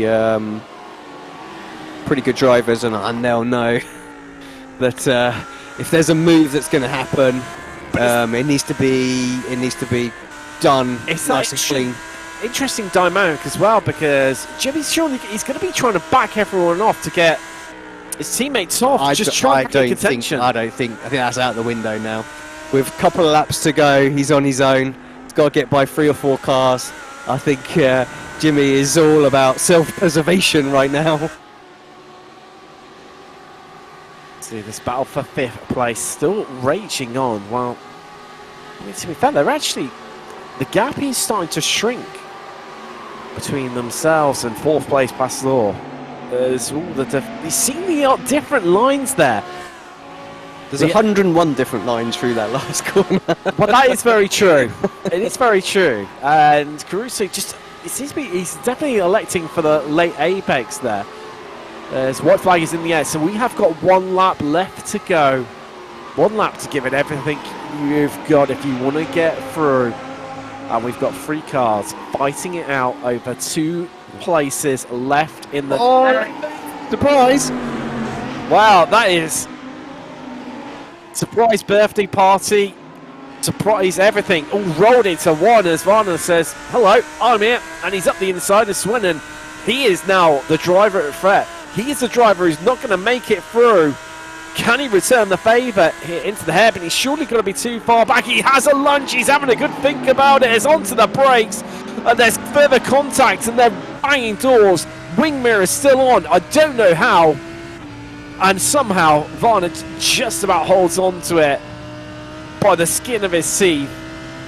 This is just like in the last race where Pablo was loving seeing the battles go on behind. Jimmy's looking at this, loving it every second of the way, but yeah. Battle a bit further up front for the final podium spot. Ruben still looking quite strong, and it looks like we've got Quinton in the other RAG car has closed up a little bit on these two, so should be able to get that draft and protect himself from Jordan on this final lap. Yeah, as well. Rayan Talvar, he's been absolutely just solid as a rock. As cool as you like it. That's, you know, that stereotypical like Eastern European come Scandinavian, just, you know, calm, cool, Iceman collected. And he's going to win this one at a canter at 4 seconds clear of the field. As Rayan Talvar, he picks up the victory in race 2 of the evening with a BS Plus competition. 1, 2, 3. There we go at the line. Pastor couldn't quite make it out, but who's going to get the last place through? It's going to be close. Well, Twennen loses out. He is out. Bold move from Jonas there to get himself. He needed to do something though, didn't he? It needs to be bold. Yeah, I think Julian knew. I think he was too busy placing, trying to get a move up and into 7th. And it actually ended up costing him. Oh, that's one of the troubles, isn't it, when you're that middle car in a freeway battle, because you need to be looking at what's happening in front of it, trying to plan your moves, but also counteracting the car behind you, who's, you can see everything happening in front of them, and almost just pick whichever lane's going faster, and quite often pick up the position. But wow, what a race. Big stories coming out of this one as well. Here are your results. Talvar taking the victory with Barnaval and Mongo, making that BS Plus competition 1, 2, 3. It was all about Williams Esports last time out. BS Plus competition they're taking this one by the scruff of the neck and really dominating here. We pass it off for Williams in 4th, Valette for RAG in 5th, Caruso, Antunes and Varna, the last 3 drivers to make it through. Julian Swen, he misses out. He finishes 9th with Pablo Lopez. David Toff, that collision that he had with Jonas, that's what cost him. And he was still sitting in that 7th place. In the end, he finishes in 11th. Kiss 12th, Iglesias 13th, Labrige 14th after one of our finalists last time out as well. He is out. So another one bites the dust with Half and Sanchez both returning in the opening lap when it all got a little bit fierce and tight and down to turn 1. But we'll take a bit of a look at some of the race highlights. And well, we'll head into a break as well, and we'll see you on the other side. We're back in the studio to try and, well, decipher what has just happened here in the quarterfinals.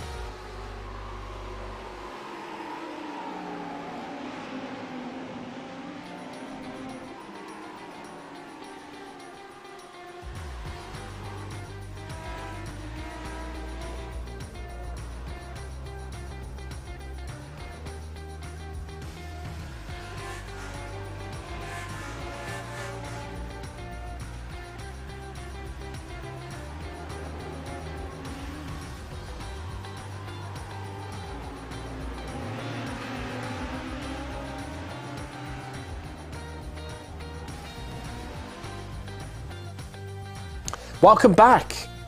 And wow, what a quarter final.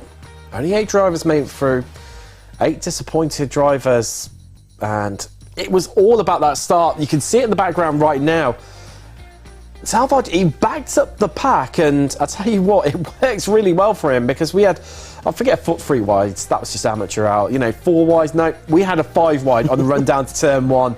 You think you've seen it all, and then you see something else that just amazes you, and it was going to end in tears for someone, and it was my co-commentator in absolute pieces. And I mean, we were saying during the break, weren't we? If Talvar gets going, and it's like a normal standard start, you know, goes early, the field's elongated out, you're going to have plenty of two wides, but that incident just doesn't happen. Yeah, it was a funny one because it looked like the back of the grid just went way before the front, like everyone scattered out, and then like you say, suddenly we were like, yeah, we're five wide here. It was reminiscent for me of in the F1 at Mugello in 2020, and they had, you know, loads of, you know, red flags, safety cars, and you had that big incident. I think it was Giovinazzi came steaming through at the back, trying to get the run, obviously at the restart, and then just ploughed into the back of numerous cars. It had that sort of vibe about it, didn't it? Yeah, I mean, yeah, Sebring is such a wide track, so you can get it, but then also it funnels you with the barriers. It really tightens up on that corner exit too, and that sort of grass on the outside of turn one, it comes at you quite quickly. Yeah. I mean, from a purely sort of team aspect, obviously I'm gutted for the guys. They were on the outside there. It's always the guys on the outside that's going to end up taking the brunt of it. It doesn't matter who or where the contact was made. It always concertinas and just like ricochets out to the outside, and that person gets sent out. So yeah. It is what it is. I'm sure they'll be very disappointed. I'm sure there'll be some internal discussions about how we can kind of sort that sort of stuff in the future. But hey ho, we had a great race after that, and you know, BS representing it from the for the colour scheme that we like. Well, that's one way definitely of looking at it. I mean, this week, I mean, we said in commentary, it was all about Williams last week. BS Plus, it's all about them this week. Oh, they're smashing it at the moment. Yeah, just amazingly strong results again. 1, 2, 3. You know, this level of competition, it's invite-only series. You don't do that. So that is an awesome job, and yeah, I bet they're all got big grins right now and beaming. So they should be as well. So yeah, congrats to them. But it puts them in a really good position, because if we're looking ahead to the next race, 8 cars on track, they've got nearly 50% of the field if you look at it like that.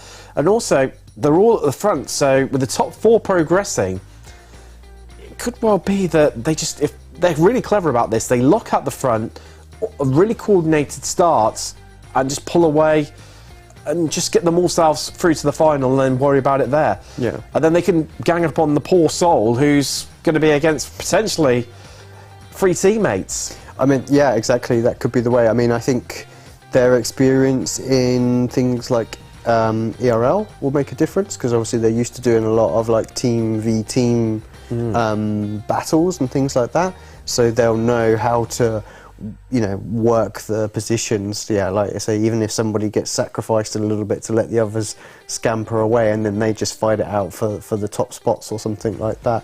There's all sorts of things they could do. I mean, I suspect they will all want to try and maximise the points. Obviously, it isn't a team competition.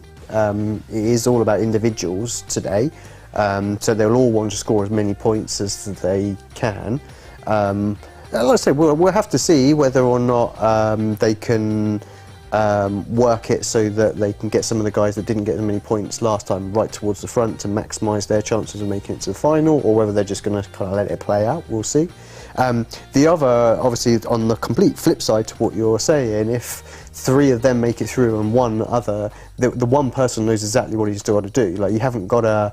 there's no one else to worry about. It's you against the world. Exactly. I mean, BS Plus competition. In this case. You've got your teammate in front of you, you know, and you're side by side, and someone's trying to outbrake you. You're worried about hitting your teammate. There's none of that for whoever it will be that gets through there. So they can just go full send and really put the pressure on there. So you know, sometimes you see it actually where you can really get in amongst them and cause so much mischief that, you know, you're able to work your way towards the front, or at least, you know, have that opportunity. So yeah, it'll be interesting. We've only got to have some crazy start like we just saw in the semis. Well, that was going to be my next point. And we could lose 2 BS cars or 3, you know. So then all of a sudden it flips on its head completely again, and well, I mean, take your pick of who could get through. Yeah. I mean, I think there's some results that we've seen over the last couple of weeks that we really didn't expect to see. So anything can happen and has happened already. So let's not count chickens or anything and say that they're going to make it for sure. I think the guys behind them. So you got like Jordan, got the RHG car there as well. Varna's in there as well. We obviously made the final last time, finished second. Yeah. One of our few finalists to actually make it through, which just goes to show it's all up for grabs. It's being flipped on the head. It's only we're down. We've lost 2. We've still got 2 left of potentially making it into the final, but in the form of Talvar and Varna. But that's it. Yep. Yeah. I say it's going to be an interesting. The getting into this final is going to be very, very interesting, I think, and a good race. The guys that we saw, they were looking at the lap times, sector times. They were all very, very close. It only really opened up when we had battles.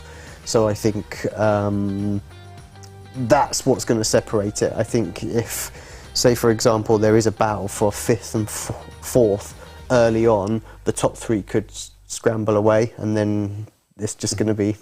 Well, then it's going to be isn't it? It is going to be a free for all for that final spot. Then there'll be a lot of people really pushing some moves and stuff like that. So yeah. I'm looking. From a purely neutral point, I'm really looking forward to the next one.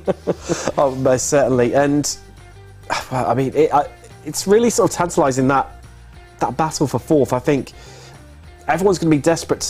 How do you play this one as being the former pro sim racer? If you're in this sort of environment, because there's very few other than obviously the BS Plus competition guys that we've spoken about. Everyone else basically has nobody to work with in terms of a teammate.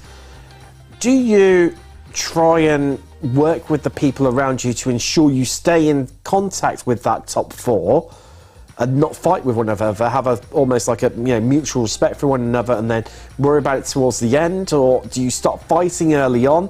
How would you play this one? I mean, it's tricky. You got what, 10 minutes for this one? I mean, I think the first thing I'm doing is I'm on the phone to Florian and the BS guys and be like, so help me out here a little bit. What can we do? Please, I'll scratch your back if you scratch mine. Otherwise,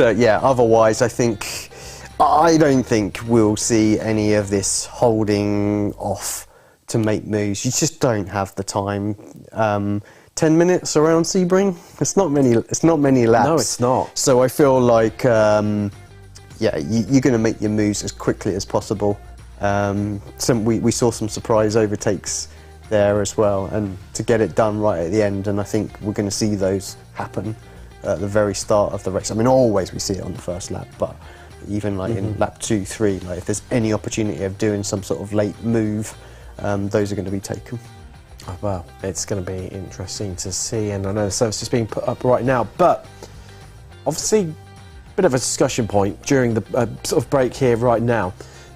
GT3s, obviously there's a whole raft of them out there. By all means, not all of them are within iRacing. What would you like to see? Bear in mind iRacing's 8-car limit. Would you like to see in iRacing? Now, obviously, you've got to get rid of some of them beforehand. True. So I would assume, no disrespect to them. I know we've got one of their teams in here, but the Ford, surely that's got to go. I mean, yes, I think so. Yeah, I don't think that's really too controversial an opinion. Yeah, no, I don't think so. I have to say, I think the lineup's not too bad that we have. I quite enjoy the cars. I think we just need updates, right? I think that's where we're at. So, but yeah, I mean, the McLaren is very old. Exactly. Now. Update McLaren, update the Audi, and I think we have a pretty good grid. Maybe the Bentley. Interesting. I think that would be a good one to have. I mean, it does sound great. Let's face it, it sounds amazing. The last few times that I've heard that, which I think was at the Nürburgring, yeah, it's just an absolute beast of a car. Right, it's really just deep-throated. Yeah. It's similar to the Mercedes in some way, with that sort of 50 cal soundtrack. Exactly. But I do wonder, would we actually get the Aston Vantage? Because we've got it in the GT4s, and there's definitely a partnership, commercial partnership and alignment forming there between themselves and iRacing. Yeah, we had the GT1 back in the day as well. That is very true. So, you know, it wouldn't be it's the first Aston that they've had. So I think, you know, yeah, would make some sense to kind of get that onto the grid as well. I suppose on the flip side as well, you've got the Lexus LFA that runs within, so the RCF even, not the LFA, two very different looking cars and different engine formats as well. That runs within IMSA. Obviously, iRacing seems to have that tie-in with IMSA at the moment, where obviously motorsport games have that tie-in with World Endurance Championship. Obviously, now with GT3s being replacing GTEs, obviously last season in IMSA, obviously this forthcoming season in the World Endurance Championship. Do you think maybe the Lexus could see its way into iRacing? And of course there's the Ford Mustang that everyone's talked about, and well, whether we'll ever quite see it, whether it's going to become another LMP3 sort of myth and meme that we will never quite ever get. But yeah. And then you've got the Corvette as well. And you're already well out of cars. I was about to say, I mean, the Corvette's quite a fan favourite, so I think that would sit well on the grid. There's already other Corvettes as well. I was about to say, I'm not sure what I would take off really. Like I say, I'm only looking at taking away the Ford from the current grid, and yeah, so really you want one. I mean, I'd definitely like to see the McLaren being updated, but again, maybe that's one we could pull off because it's perhaps not as popular in real life now as well. So maybe the shout might be the Corvette might be the one to replace the McLaren with the Bentley. But then do you think as well, it's a little bit, we always see it with anything in iRacing, when there's a brand new car out, it's a nice new shiny new toy, we all like to have a bit of a play with. So if you had the 720S, which obviously runs in real life, it's the current GT3 car for McLaren, but that actually maybe see a lot more people drive it. And I think also it's been interesting with this recent BOP change, because especially in the lower splits, which I would frequent in, it's really where the vast majority of us do, aren't at the capabilities of these guys. It's really jumbled things up, and there's rather than it just being 2 seasons ago just the Mercedes and then obviously just the Porsche and the BMW pretty much last season, now it's really opened it up, and there's a real mix and a medley about. Yeah, I think no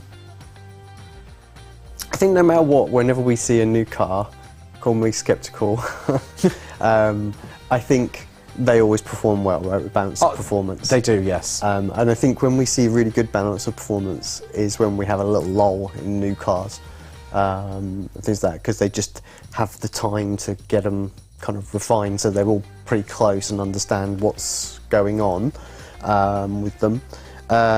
So I think, yeah, if we had a couple of new cars, we would have them in there, and I think the grid is one. We're all racers, right? We all want to win. So yes. If it turns out that we get a nice new shiny car, then I think everyone's certainly gonna try it and run it. And if suddenly it becomes yes, it is. This is the BOP of choice. Then I think it's just we're gonna have loads of them like we're seeing with the Lamborghinis right now. And the Audi coming back into fashion as well. Mm-hmm. I mean, essentially, pretty much the same car underneath, just a different shell over the top. But it's great to see the Audi back. Yeah, and being used. And that's. I mean, that's what I kind of like when I say about obviously once they've had a new car come in and they've managed to balance them pretty well. It was what Mercedes a couple of seasons ago, and I think that's still been quite strong last season. But then the Porsche obviously was very good, and that I think had been kind of left out in the wind for a few seasons. It has, yeah. They'd obviously made some tweaks to it to try and bring that back in the fold, but it was perhaps a little bit overkill.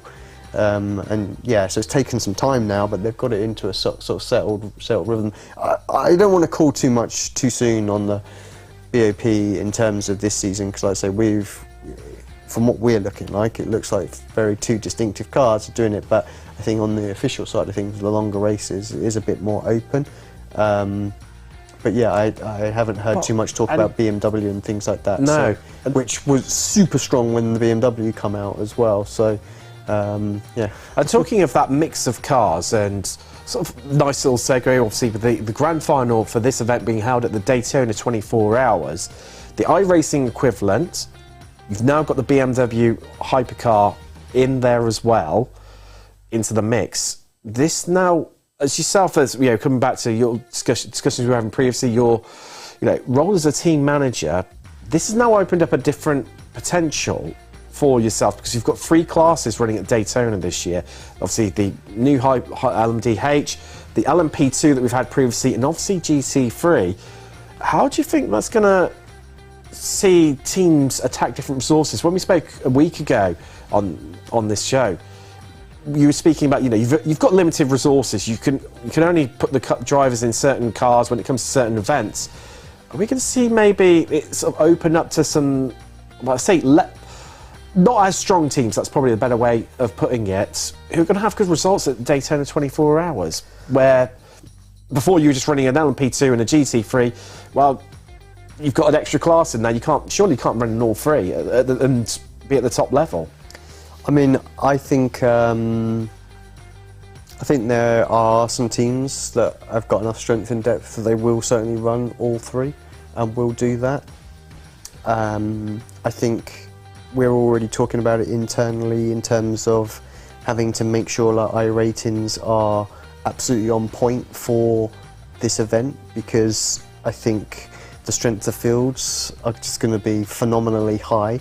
Of course, with having 3 classes instead of 2, the grids are going to be smaller. Well, that is so if you point, want top split racing, it's going to be really hard to get in there. And like I say, I think we'll see some crazy SOFs for the major Daytona split. You're right, maybe some of the focus has always been on both classes, but I feel like with the 3rd class it'll be primary and GT3. I think so. We'll see a lot of strong GT3s, but we'll see a lot of strong BMWs. Maybe the LMP2 doesn't quite get the same kind of love from some of the teams as before. But I think there'll still be some really, really strong contenders out there. Like Williams are very, very strong in the P2, so I'd be amazed if they didn't have a run at it, for sure. Obviously, we've always enjoyed that car. Commander have always enjoyed that car as well. So of Redline, there's a lot of people that have really enjoyed that. It's basically the who's who, isn't it, essentially? So it's whether or not they still stick a car on that grid, or they just go straight to, is it because they want the top honours or not? So, well, that is the thing with the LMDH coming along. You can't have an outright race wing in an LMP2. I mean, I think as neutrals, we would love to see that happen, because it's that true underdog essence of the week. I mean, I remember. I'm digging through my motorsport history now. It was 5 years ago, I think, when LMP2 led overall at the real life Le Mans 24 Hour.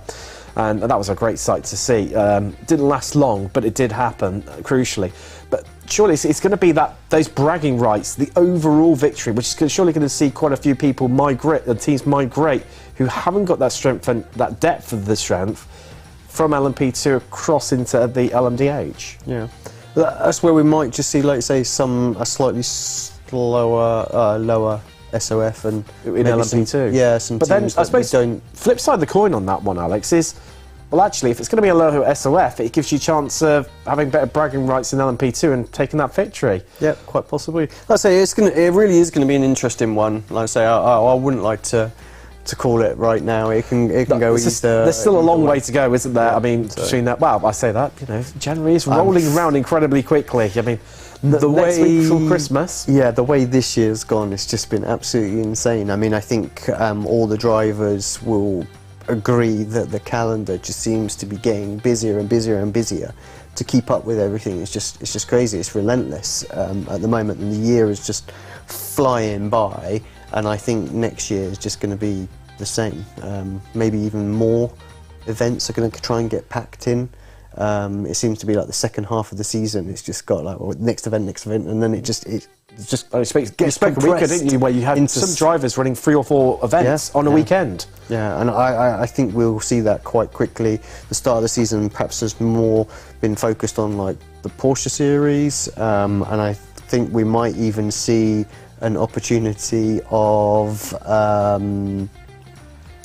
some series running concurrent with that as well. Like they'll just be like, no, well, we're just gonna go ahead and do this. Can't leave that slot open for them. We want to. We're gonna get in there first. We want to put our event on as well.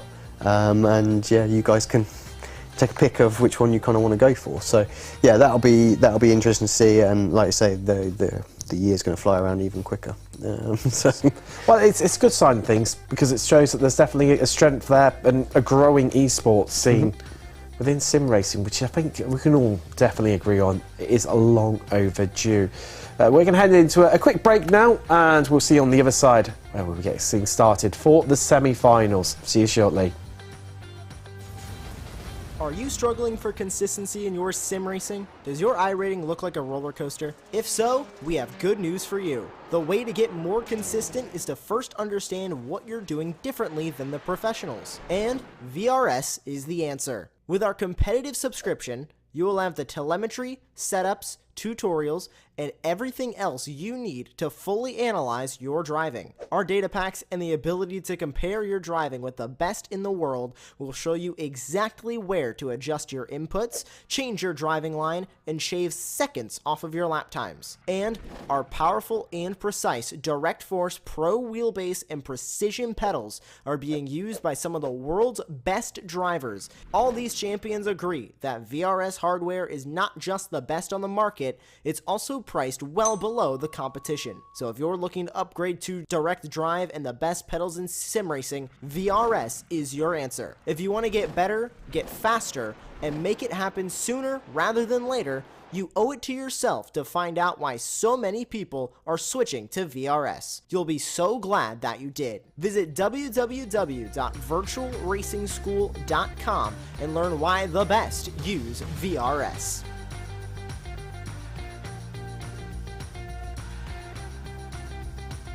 Hello and welcome back. And the semi-final is not far away at all. 8 drivers.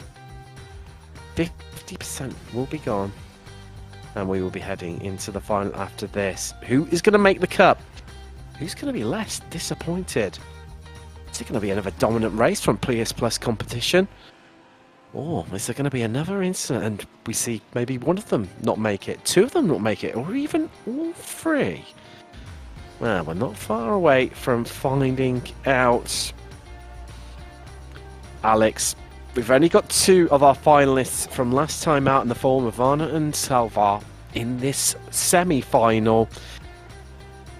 I mean, Rainer Talvar has been, we've said it time and time again, been absolutely dominant. You could see that starting to form last week at Laguna Seca, and it's really just been reinforced here. 4 seconds last in the last race. It was, I think, 3.5 in the race previous. It's just getting stronger and stronger as the time limit gets shorter and shorter. I mean, at this sort of rate, to carry on that pattern, it's going to be 5 seconds clear in this semi-final. Yeah, I think. I mean, look at the two finals that weren't last week. Yes. Yeah, they exist. They exist on the broadcast, so you can go and check them. Yeah. You know, he did the business in there. So he's a very quick driver. He adapts to things very, very quickly, and I think this is why he's performed so well today. Having a look at the highlights that we got there. He was one that got away at the start, actually. He was the only car, the single file at the front. Everybody else, obviously, 3-4 wide and stuff like that. And, yeah, that allowed him to break away. So I think he will try and time it well with his teammates this time to try and get them all a decent start and go as soon as possible, would be my thoughts. But, hey, what do I know? You know, but, yeah. He is certainly the driver to beat. I think we've learned from obviously last week's events and the proceedings here tonight is the one thing that we know is that we don't know until the checkered flag is out. No. And I've made some predictions. Some have come true, and some have not. So some have been the curse of the commentator, and that's always alive and well. It's been no different this evening whatsoever. Good to see we've got 2 Audis in here, though. Porsche not making it as far as the semi-final, but maybe to be expected a little bit around here. Not too sure, but they've got Altus and Dor both repping the Audi R8 V10. Of course, everyone else in Lamborghinis. We're going to have an Audi in the final. I mean, Jordan Caruso was, for me, a really, really interesting character. He was very busy with harassing and haranguing whoever was in front of him without making a move.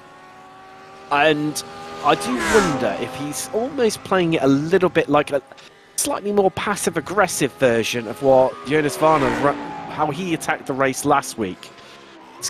Well, it worked for Varner, didn't it? Because he finished in second, although taking to the grass quite like that isn't exactly going to help.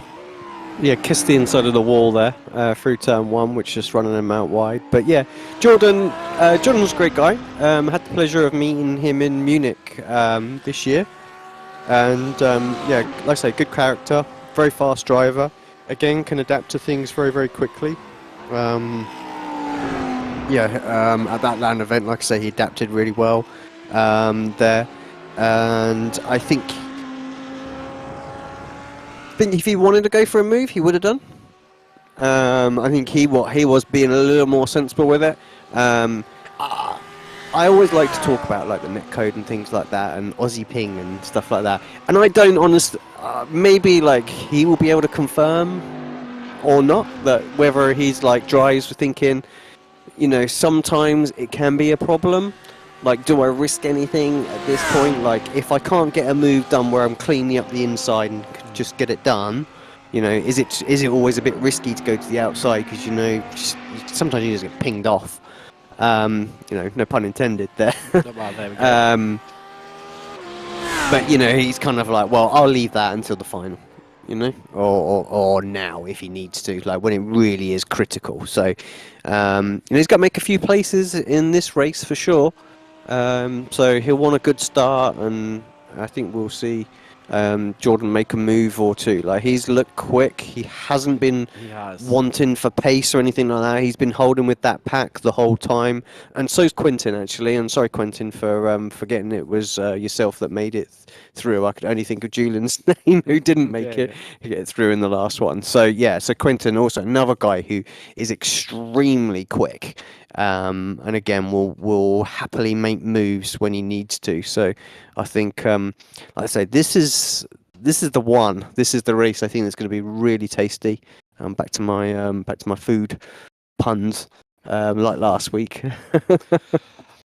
I was trying to come up with another quick-witted food-related pun then to move on to the next section, but it's completely escaped me. But not far away now from the drivers, taking to the grid session, just transitioning across. The drivers will begin gridding up, as here is your grid. Talbot starts on pole with his teammate Barneveld alongside him. That's Bonga and Pastor on the second row of the grid, with Violette and Caruso on the third row. And then it is, well, some might argue, very fortunate drivers to slip in and make it through. But even so, you've got to be there to pick up those places when it counts, because Jimmy Tunis and Jonas Varner, they round out your grid. And row 4, 8 cars, only 4 will make it through. And then we'll cross into our final, where it'll be 3 races. And the driver who accumulates some nice points across those 3 races will claim victory here this evening. It's a Porsche 911 safety car, pulls away. Here we go. Here we go. Who is going to make it through? Is it going to be that lockout of BS Plus competition like we've anticipated? Safety car is in. Talvar controls the pace. as we are green and we are racing here once again from Sebring in the semi-finals. And it's a much more orderly affair, fresh in the memory, the start from the quarter-final as it's just 2x2, it's just side-by-side, and BS Plus absolutely control it, but I tell you what, Jonas Varner, he has made an absolutely impeccable start, he's already at 2 places, and he's trying to make it 3, but Pastor just dropping a place there and backing up that Audi of Varner. Further down through the field, and Pastor's lost another place. That is not the start he would have hoped for. He was in 4th. He's now down to the back of the grid towards 8th. And this is work to do for the Williams Esports driver as we head on to the brakes. It's that synchronised start working together early on that we expected to see from BS Plus competition. It's happening. It's alive and well. And it's proving to be all about that fight queuing up for 4th spot of who's going to make it through, Alex. I'm wondering right now if Pastor somehow got himself a slowdown because, like you say, he's just dropped to the back. He actually did drop to nearly a second behind them, but with everyone checking up at the hairpin, he caught back up a little bit. So, yeah, something for the Williams Esports Chill Blast driver to deal with. He's going to have it the hard way. So, yeah, we've got Quinton and Jordan up 1 spot each, and then Jonas up the 2. So, yeah, everything to play for. Quinton's in the coveted 4th spot right now. Will he push on and try and get a place or 2 and mix up between those BS guys? We saw what happened in the finals last week.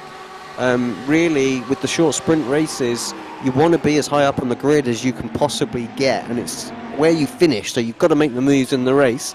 So maybe he'll go for that, and that will give the opportunities for like Jordan and things like that, or is now the time that Jordan's going to start putting the pressure on? Actually looks like it's Quinton having a little look, darts to the inside into turn 1. Oh, it was very, very close there, wasn't it? He was literally all over the rear end. BS Plus competition. Lamborghini right ahead of us, but needs to be careful because only 3 tenths behind. Here's Caruso in that Audi. And only 3 tenths behind him is Varner. And only 3 tenths behind him is the Tunis.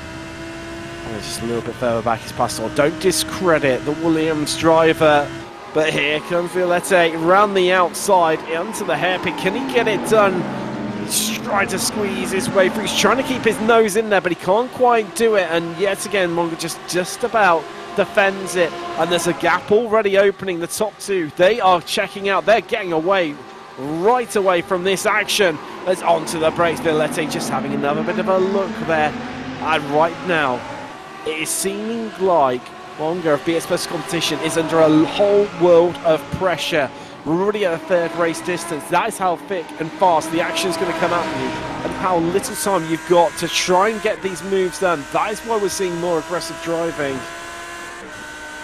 Great job from Ruben so far.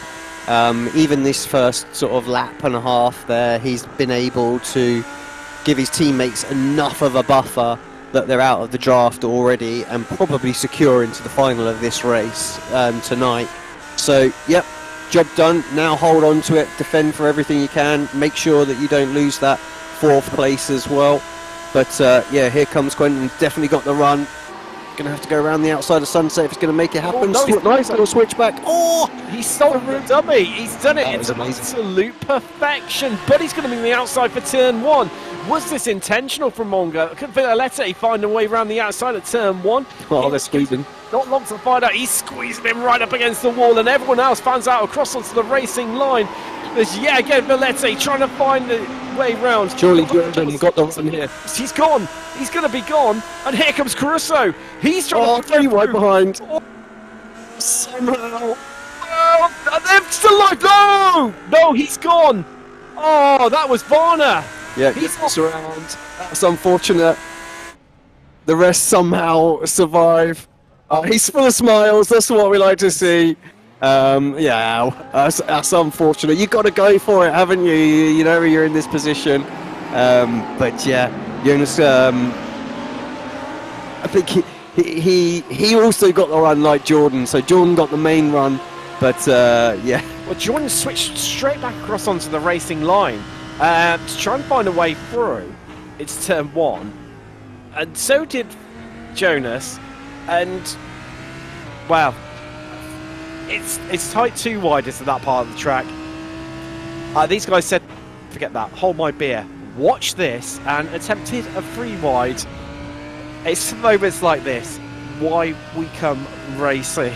Absolutely epic action like that, and all of a sudden Daniel Pastor has gone from last to 5th, sorry 6th even, and yeah, we didn't see his move that he did on Jimmy, but yeah, like you say, up thing, and again, if there's a bit more battling, maybe he could sneak himself up and into 4th place, and we've got Williams Esports in the final once again. Behind Jordan Caruso, who's then equally not that far behind these two who are having a right go at it yet again. And I'll tell you what, Quentin went in way too deep there. Like, I think he just tried to not smash him up the, I'm shuffer then. His car's got to be a bit lighter because he's just thrown the absolute kitchen sink there. And that BS Plus car in front of him. So, either way, we're down inside 4 minutes remaining. We're going to have 2 more laps. That mechanical sound of shifting down through the gears in the Lamborghini. And it is getting tighter. It's getting closer here. And it's all about that battle for 4th. Actually, to be fair, Bonker's not that far in front, so it's all about a battle for 5th. Defensive to the inside. Go the 2 in front of Pastor. Onto the brakes. Everyone hooking it up. It all calms down once again here, Alex. But tell you what, look who's right on the back of them now. It's Jimmy Atunis Varnage. Yeah, Jimmy's there, but I was just couldn't help but think, looking at that, with Daniel having a look on Jordan, it stopped Jordan from being able to open up the corner so that he could actually get a proper decent run on Quentin out of there. So they're all attacking each other, preventing each other from making moves and defending. So yeah, it's crazy. I mean, right now Ruben's loving it as well. He's got a little bit of a buffer. It's like, come on guys, you have at it, and I can just disappear with my teammates here, and we'll be guaranteed in the final. Talking of disappearing, Talvar and Barneveld, I think they need to get their passports out there that far ahead up the road, because, wow, already 7.5 minutes, well, 7 minutes 40 in fact, complete. They are some 4.3 seconds clear of the trailing pack. That is a big old margin early on. And this is going to be synchronised driving from the pair of them, just bringing it home while the dogfight continues further down the pecking order. 2 places up for grabs essentially, and we have got 5 drivers trying to find their way through. This Pastor has a bit of a look at the inside of the Audi of Caruso from Altus. Has to back out of it. He's thinking about it.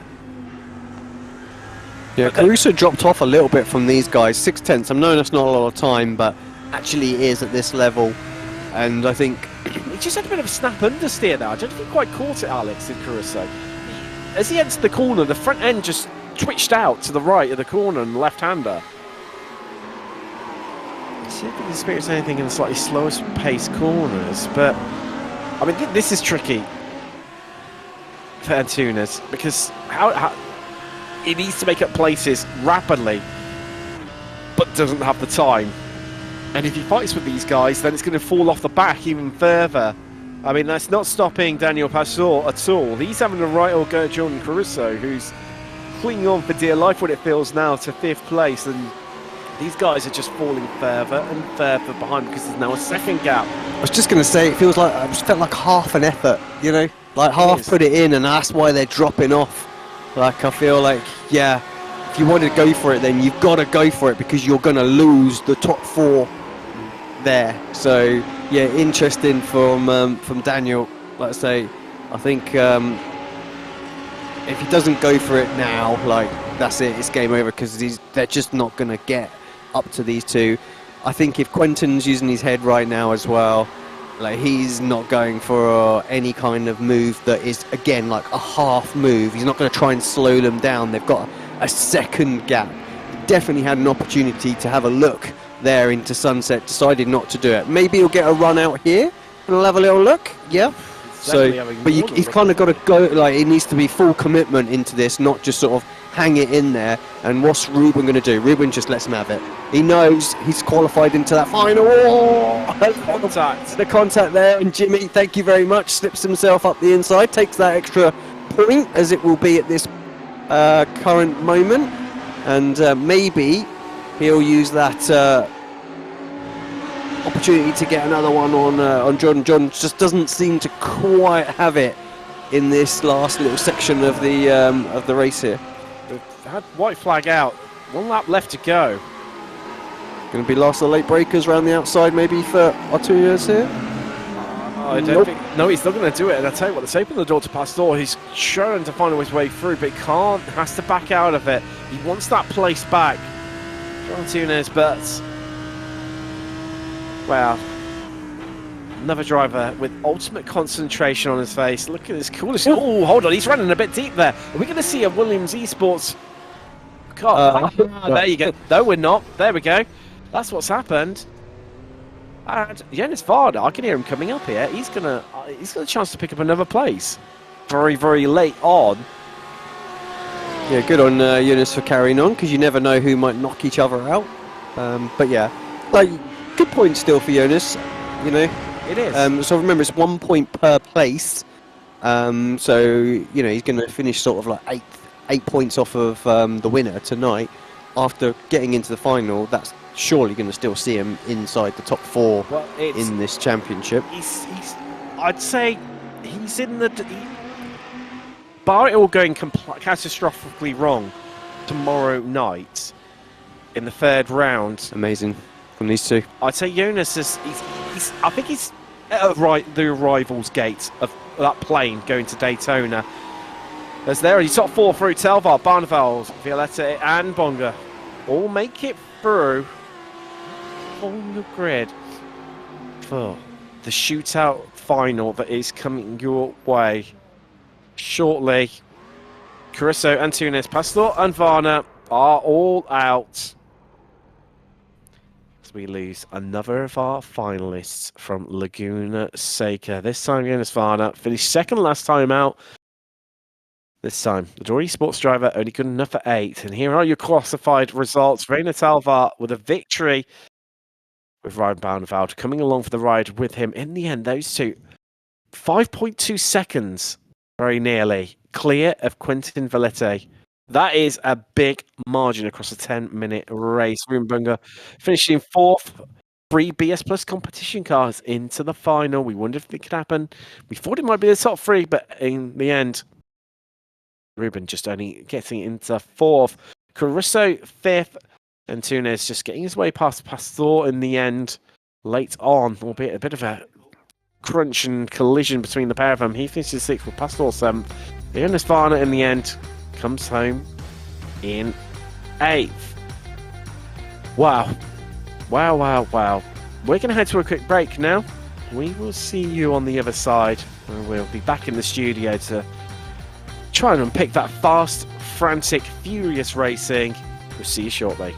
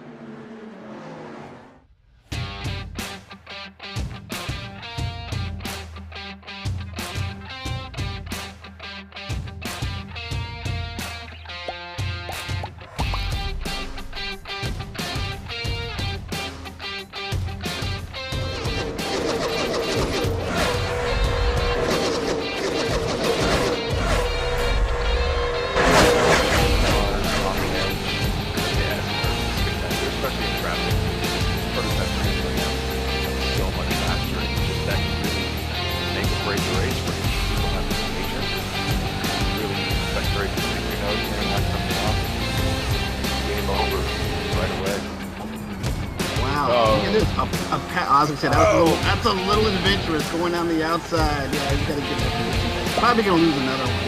Yeah. That was a very brave move. Well, that move, right up. yeah, I mean, those guys were going at it, and the blocking that was going up there from first place there. We're going to get a replay of it. Yeah, darted right to the inside as we get a replay here. Coming through turn 9, and he throws the block on him.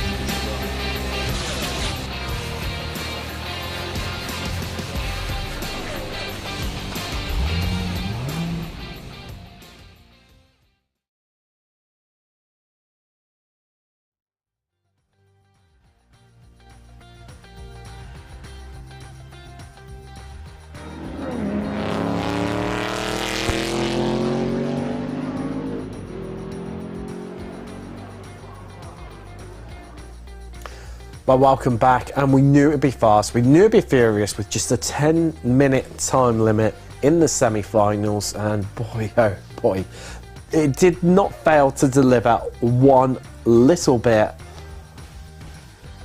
I mean, yeah, again, we knew it'd be all about that battle for 4th. Well, actually, it was the battle for 3rd, 4th, 5th, 6th, 7th, and 8th ultimately. And I mean, we've seen some of the replays, obviously, that you've seen.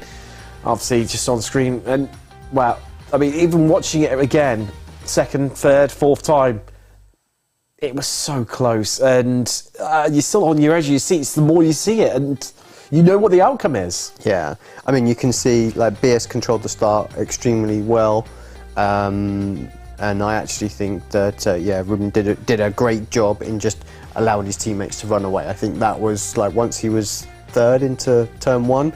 It was just like, right, just let us get a break so we're guaranteed, and then, you know, just do what you can do, please, to try and hold on to 3rd. And so, like I say, there was a little part of me that was quite surprised to see Quentin fight so hard for 3rd, but obviously we did touch on that in the commentary, that it is important to get those extra places in the grid on the final, especially if you're going up against 3 from another team. And I think we're just about to see the instant where, like I say, there was a little coming together, just gets run out a little bit wide. So Jordan gets the run, but Ruben covers the line off, and then yeah, Jonas is like, well, go on, I'll have a little bit. So yeah. Apparently, this incident is currently under race control review.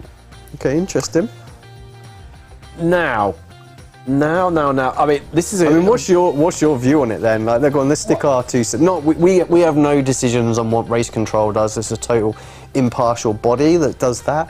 I mean, for me, Alex, and you're the far better racer to comment on this side, but it seems like I haven't seen a lot of incidents like this over the years of commentary. I wonder if we can get it again. Yeah. Sorry, guys. It's racing incident for me. I appreciate they have a little set that they go through, but I'd love to see it again if we can get it. So. Because it was. I mean, 3 into 1 does not go.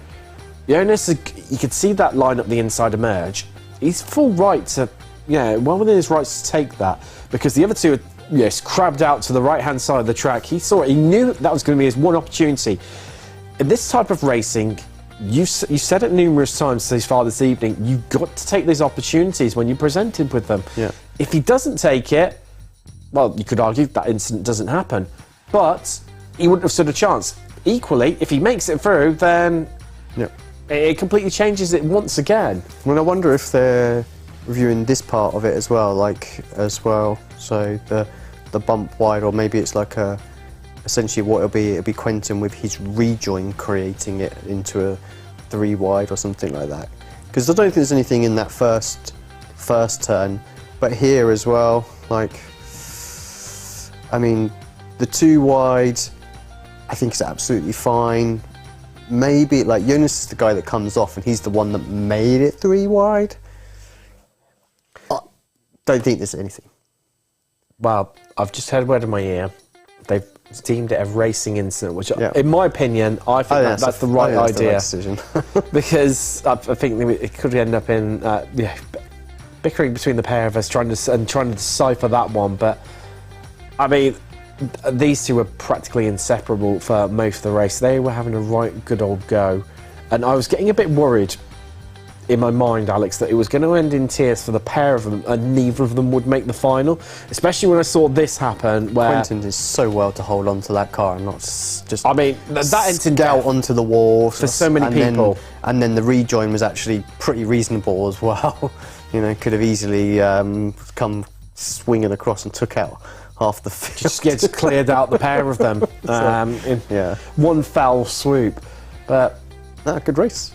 It was. It cues things up very nicely for the final. And just to refresh your minds for the format this evening, the final, it's a shootout, 3 races, points accumulated, obviously 4 points for the winner, 3 points for second, 2 points for third, and 1 point for the driver who finishes in fourth. Obviously those points then carry over into race 2 and race 3. Whoever has the most amount of points is crowned our winner here for this evening from Sebring and walks away $300 richer, $200 up for grabs for second place and $100 up for the driver finishing third. But next week, tomorrow, when we've got round 3, it's coming at you thick and fast. We've had confirmation on the track, and I can confirm to you that we'll be heading to the land of the rising sun. We're heading to Fuji. Yeah, interesting little circuit to bring it off. I mean, I'd have almost bet my left arm that we'd be going to another American circuit. I would have thought that as well. But yeah, Fuji I think could be a good one. Another circuit that's going to have really good overtaking opportunities for it as well. So in that first sector, in that final sector, there's going to be some great moves, I think, going on. I think it's all going to be about a race down to turn 1, isn't it? That mammoth. The starts are going to be straight. Very interesting, to say the least, I think, for that, yeah. And there could be some drivers that will be sitting quite comfortable looking at a final position right now in that side, that top 4, that it just might all go horribly wrong at Fuji, because it can happen into that turn 1. You've got to remember or remind everybody as well that not only the final is a trip to the Rolex 24, so it's an expenses paid trip, and then they go head to head, 4 of them in the final, but then the race will actually be broadcasted on the live, from my understanding, on the live screens at the circuit, as well as here, of course. And they've got a chance of winning $5,000. So it's a nice little package just to get to the final. It is, yeah. But it's. I mean, if you win, even better. I'd be happy with the trip personally. Yeah. Just that alone. It's a great circuit, Daytona. You can see a lot of the track from the main straight. I know. Yeah, that's unfortunate. It's a brilliant camera angle there. It just amazes me every time I see it from a different angle. You get a slightly different perspective, and it's absolutely. I mean, still how he holds on to that. That just ends in death for me every single time. The quality of these drivers absolutely amazes me and mesmerises me every time I see it. Where they can recover stuff from, wow, impossible angles at time. Looking into the final, the shootout that we've got coming up. Last time at Laguna Seca, whoever started in first, both in the official final as well and the practice final, should we say, where we're having a few server issues, whoever started first won. They controlled it. Are we going to see the same here? Or is it going to be all about that battle for second again? I don't know. Alex. I think Quentin's got enough pace that he can run with all 3 cars, no problem. I don't know. Maybe the first race, because again, I feel like they're going to time the start very well, so the first 2 kind of get away. Coordinate it. And then, Quint maybe will be able to get a move done, maybe get up to second in the first race, then maybe it gets mixed up. But it's even when I say that, it's going to be very tricky for him in race 2, because again they're going to just arrange the start again so that they get a jump, and maybe he drops back to third in there. So I think he's got to be bold. I think he's got to be bold from the very start if he's going to make the moves, and he's got to do it all in this first race. Just get elbows out. Yeah, absolutely. Just full full send, and yeah, like I say, almost try and make them hit each other by, you know, swapping, changing positions and things like that, and really putting the pressure on, weaving, flashing, everything he's got to do to upset them so they trip over each other. I think it's the only way we're not going to see the pole position man just win all of the races, I think. So, I mean, in terms of, obviously we've seen from these guys where they're able to follow within half a tenth of one another, just nose to tail like one long snake, and not make any mistakes and be completely okay with it. Myself, that just I just crack under the pressure within a couple of corners. I mean, how much pressure can these guys apply to one another to force a mistake, or are they just all so rock solid that you're just not going to see it? I mean, they're all used to dealing with it for hours on end, so these little 8-minute races are going to be nothing in terms of absorbing that. But obviously, they're not going to quite put the same amount of pressure on in a longer race than what they will do in the next sort of 8 minutes as well. So they really go for it. And perhaps I'm also giving BS a bit of a like, oh, they're just going to sit line file here. Well, they're going to get Rayner. They're going to get Rayner who's pole and protect him and things like. They don't need to. You know, they're guaranteed 1, 2, 3, 4 in terms of the finishes. Like 4th is the worst they can finish. So you know, if Room wants to go at it and go, do you know what? Excuse me, guys. I've carried you lot all night tonight. My time to shine. You know, and he wants to go at it. Then you know, why wouldn't he? I mean, I don't know how I would feel.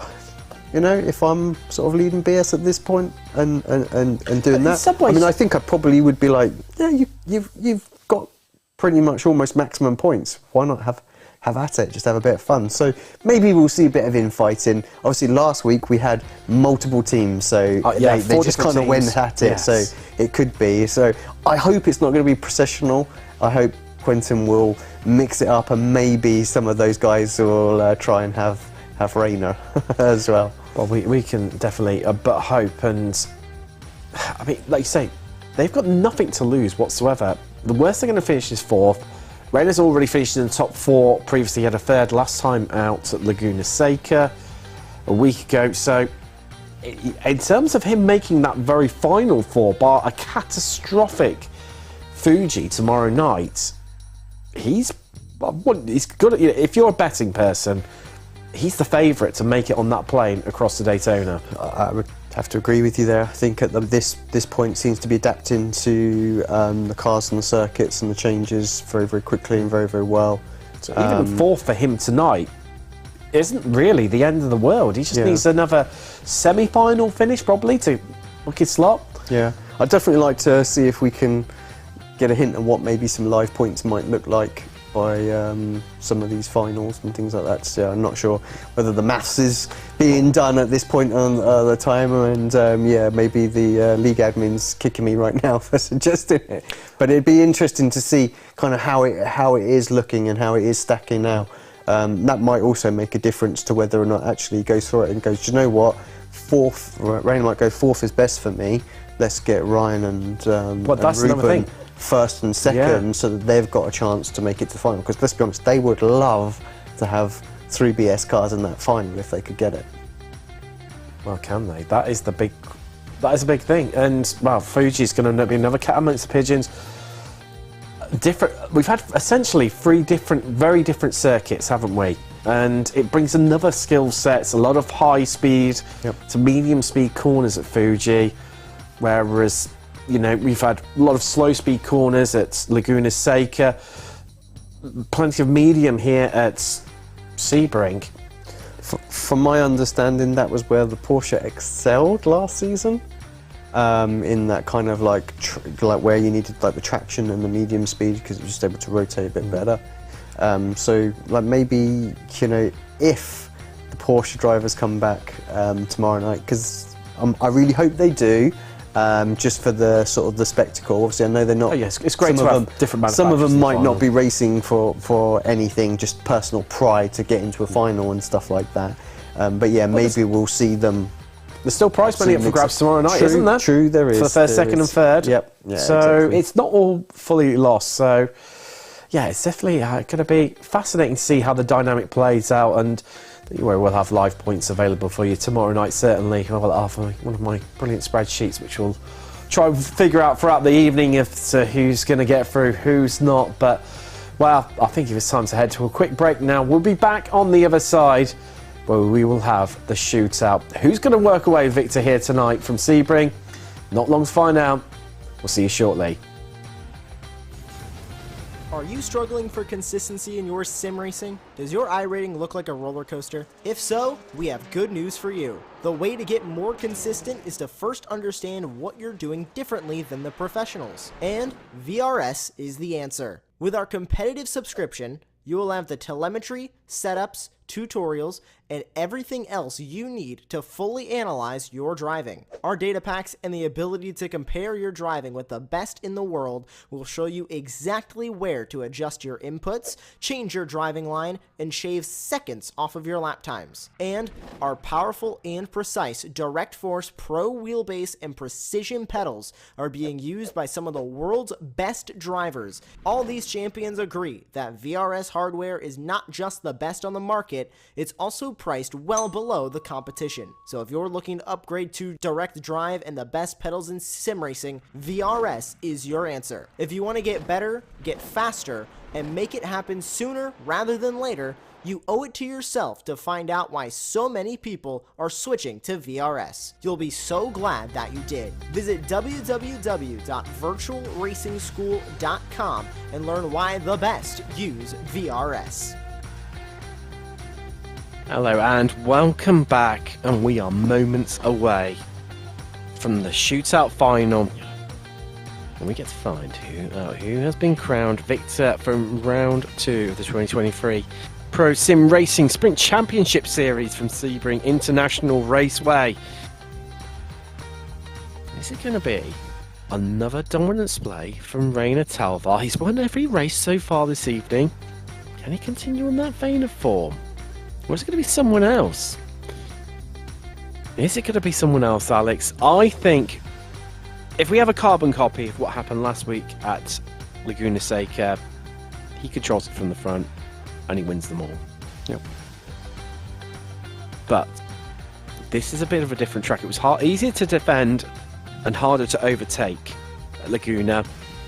Sebring, it's a different story, as you've pointed out numerous times this evening. You know, yes, you could defend one corner, but there's plenty of switchbacks coming. And yes, you're on the inside for that corner, you've got it covered up, but you're not on the inside, you're on the outside for the following corners, and you could lose the place. Wow. I think for me, it all comes down to Quentin, is what we're going to see in these races. Yes. If he really sticks it in and mixes it up and things like that, they will, that could change everything. If BS have a way to control the race, then we could see them trying to organise in such a fashion it gives all of the guys the best opportunity to make it all the way to Florida and Daytona. Well, here's your grid. Rainer Talvart starts on pole with Ruben Bonga alongside him. Ryan Bauernwald and Quentin Violette starts on the second row. Wow, the anticipation is building.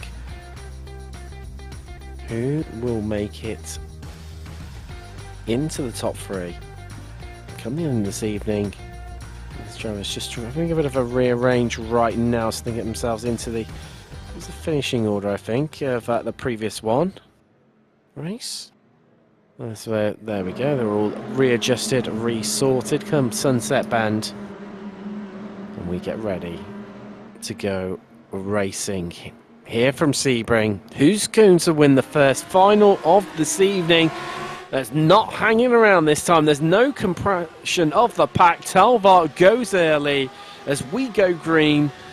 And right now, Violette is under a bit of pressure, but he's straight down the inside. He tries to make it 1, he tries to make it 2, but he's only successful with 1, with Ruben just tucking in the background there.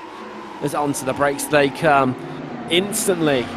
The RAG car disrupting that dominance of BS Plus competition and heading through, but Talvar is already opening up that gap out in front. 6 tenths nearly is the gap over second place. As here we go onto the brakes. No, Violetti elects to stay where he is. Doesn't risk it early on. Doesn't want to show his hand. But he knows he needs to get the move done. He needs to disrupt this dominance from BS Plus competition.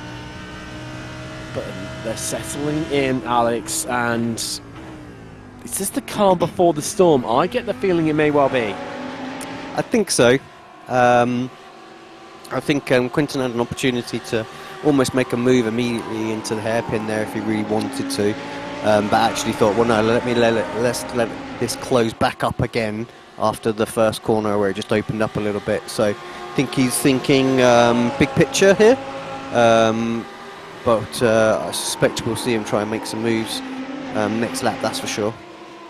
Well, this is the thing, does he in fact just try and build on this going forward? And I mean, he's run wide. That's not going to help. He's going to get poor exit off of there and suddenly under pressure as well. So that's the last thing he wanted to do. Ruben's now got the chance to get around the outside.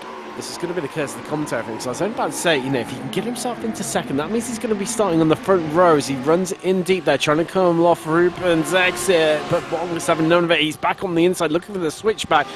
That's going to throw him on the outside into turn one. Who's going to be the last of the late breakers? That's Violetti to the inside. He's been good on that inside line all night, and he makes it count when he needs to yet again.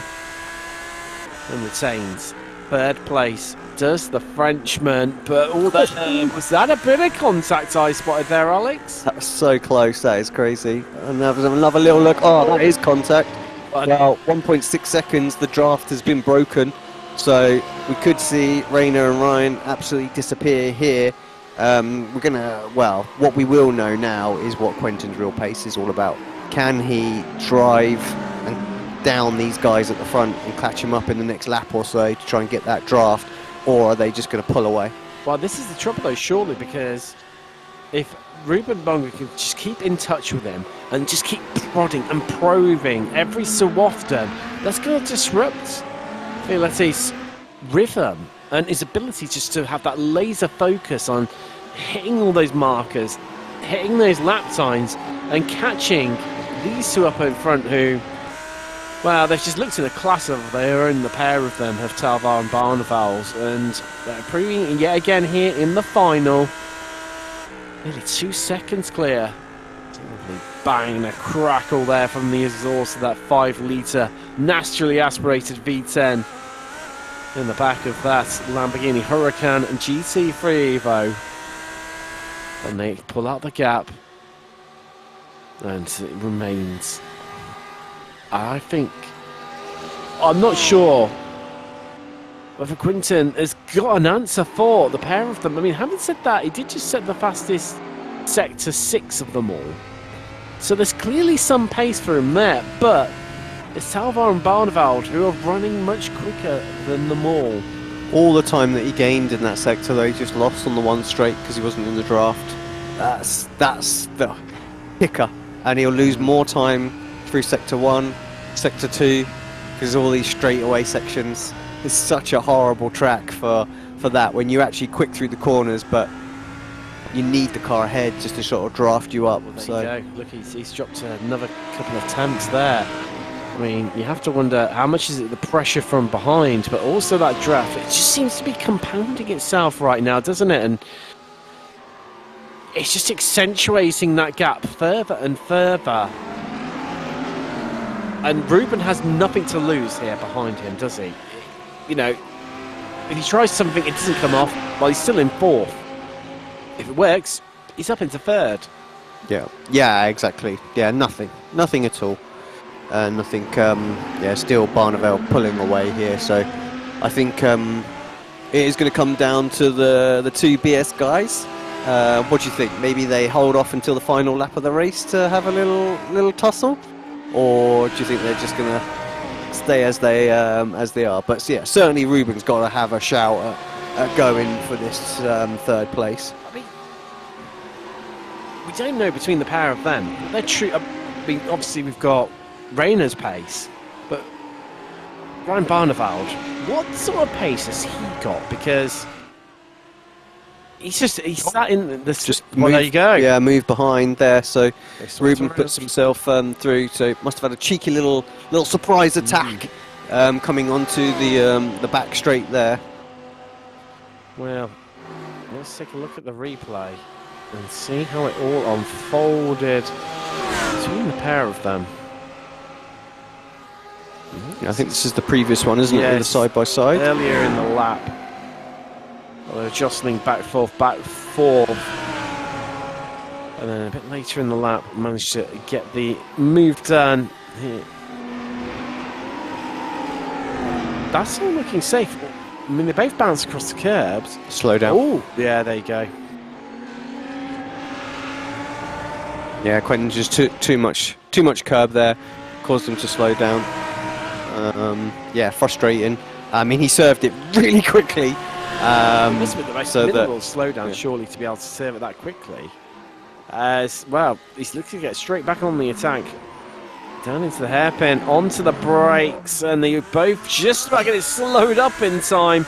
But that is how close they are, practically inside one another right now. So we need to adjust the near plane bias on that camera. Wow. That's how close they were. It doesn't normally come into play, but this time it does. Wow. So again, just leaning behind right now, and as much as this is an advantage to Bonga, it's Violette who's now got nothing to lose. He could afford to gamble absolutely everything. We're already, well, we are, yeah, this is the final lap. I mean, I don't know quite where the last 7.5 minutes have already gone, but they've gone. I think we might get one more 30 seconds from here. We've got the back straight, sunset, or maybe. It's going to be close, isn't it? I mean, 20 seconds. No, I take it back. The GT3s are quick, but they're not that quick. No, they're definitely not. But talking about being quick, they're banging door panels down the back straight, and then bang, they touch again. Are they going to touch a third time here as we enter into sunset? They're side by side. On the inside is Violette. Is he going to sneak past? Is he going to get third? Right at the depth, but they're looking for the switchback. The top two, Talvar and Bounderveld, finish as they are, and he's gone. Bonga's gone. He's not in camera shot. I mean, you can just about see him in the background for a split second there. So, yeah, there he comes. So we'll have to see exactly what happened on that one. But, yeah, Talvar and Barneveld. Yeah. No action. I'm so disappointed. Didn't even stick a nose in. Wow. No, it's probably sensible, to be fair. It probably is. I mean, I'd be happy if my team did that. Well, I think, yeah. I mean, if we're going for that scale, I think you should be happy if your team made the final. Yeah, really, thanks, Tim. That's all right. That's no problem. All that bombshell. Well, it is advantage Talvar. He walks away with 4 points. Barneveld on 3. Violette 2. And Bonga with 1. Obviously, 4 points for the winner. That's 1. You did that really perfect timing as well. You're writing that down just as it was on the grid. There we so go. 2 in 1. I like it. There we go. It's almost like I know what I'm doing once in a while. It's just strange. It doesn't always work out quite that way. But so results from race 1 form the grid for race 2. So of course Talvar starts from pole with Barneveld alongside him. Violette and Bonga on row 2. Now, does history repeat itself? Now, Barneveld is going to be starting alongside, but he's going to be so the drivers in the even numbers of positions, they're going to be on the outside on the entrance into turn 1, which is going to be obviously the longer way round. Do they get the move done? This is where the interesting dynamics. I mean, Barneveld, if he wants to break Talvar's dominance, who's won everything tonight, going for the clean sweep. He's got 2 more races in which to do that. Oh, wow. I mean, Barneveld, he needs to make that move early. If he doesn't, then I think they clearly, well, based on race 1, they just have a gentleman's agreement of we don't fight each other, we play for the points, and we stay where we are. So if Barneveld surely wants to just get a win under his belt, he needs to just absolutely ace the start and get ahead of Talvar. But can he, Alex? Can he? I mean, he's never going to get the start. He's never going to get the jump on the start because surely Rayner's the one calling it on Discord or whatever it is that they use. Surely he's the one going right on 3, 2, voice communication 1, tools are available. Yeah. Okay. But yeah, he's going to be calling it. I mean, unless they hand it to Ruben to do so that they can get a 1, 2, 3 again. Like if you want somebody in fourth to be third to gain a space, you make him organise the start, yeah, and then everybody reacts to him, and you know he's the first one going because of course Quentin's only going to be looking at the people in front of him, right? That's very true, and the only one he needs to worry about in terms of competition. Well, yeah, but that is very true. So you get Ruben to do it. I hadn't thought about that. That's another reason why we bring you along, isn't it? For that insight and knowledge of how it works at the top level. As everyone's onto the grid, we're just seconds away from moving off to our second final of the evening. Wow. We're just moments away as we wait for that to click across, and yeah, it's a 4-minute gridding process, isn't it? So the guys can jump off and make a tweak if they need to or whatnot. They've got about 30 seconds left in which to do so, and I'm just breaking out the maths here. If Talvar and Barneveld finish second and third in any order between the pair of them, that means they will both be on 7 points, which means that neither Violetti or Bonga, even with a win in the final round, can catch them. There you go. So there you go. So, I mean, but then that's where it gets interesting. Well, they both know they're finishing first and second. Do they just go for it? And, whatever happens, happens. You've got first or second. Maybe. Maybe. I'm such on the fence with this one. You are. I think they, I think they set out their objective for the last one. There was no fighting or anything like that between them. So, yeah, I think we'll just see them try and organise it and let Ruben do his thing to come across in third if he can for this one. So they'll definitely want first, second and third for the night for sure. So like I say, let's keep a little eye on Ruben. Let's see if we can see him go first. Well, yeah, your prediction of him controlling it. Let's find out. He's on the outside, so he's the one that can overtake, because you obviously can't undertake with the iRacing rules, so he's in the right place. Does he give himself a little bit of time? Oh, I'm not sure. Can't tell. I'm not sure. But they're all gone. They're 1, 2 and 3. Well, that's just interesting, as Quinton Violetti's been squeezed right down low as all BS competition cars just move to the outside there and trying to work together, and there you go. Your predictions come true, but there are 3 wide on the exit. This is close. This is not quite in the plan. And Violetti now just trying to snipe that place pass, and this Barneveld is losing out. And we spoke about, him finishing first or second, and now the hard work to do because he's down in 4th.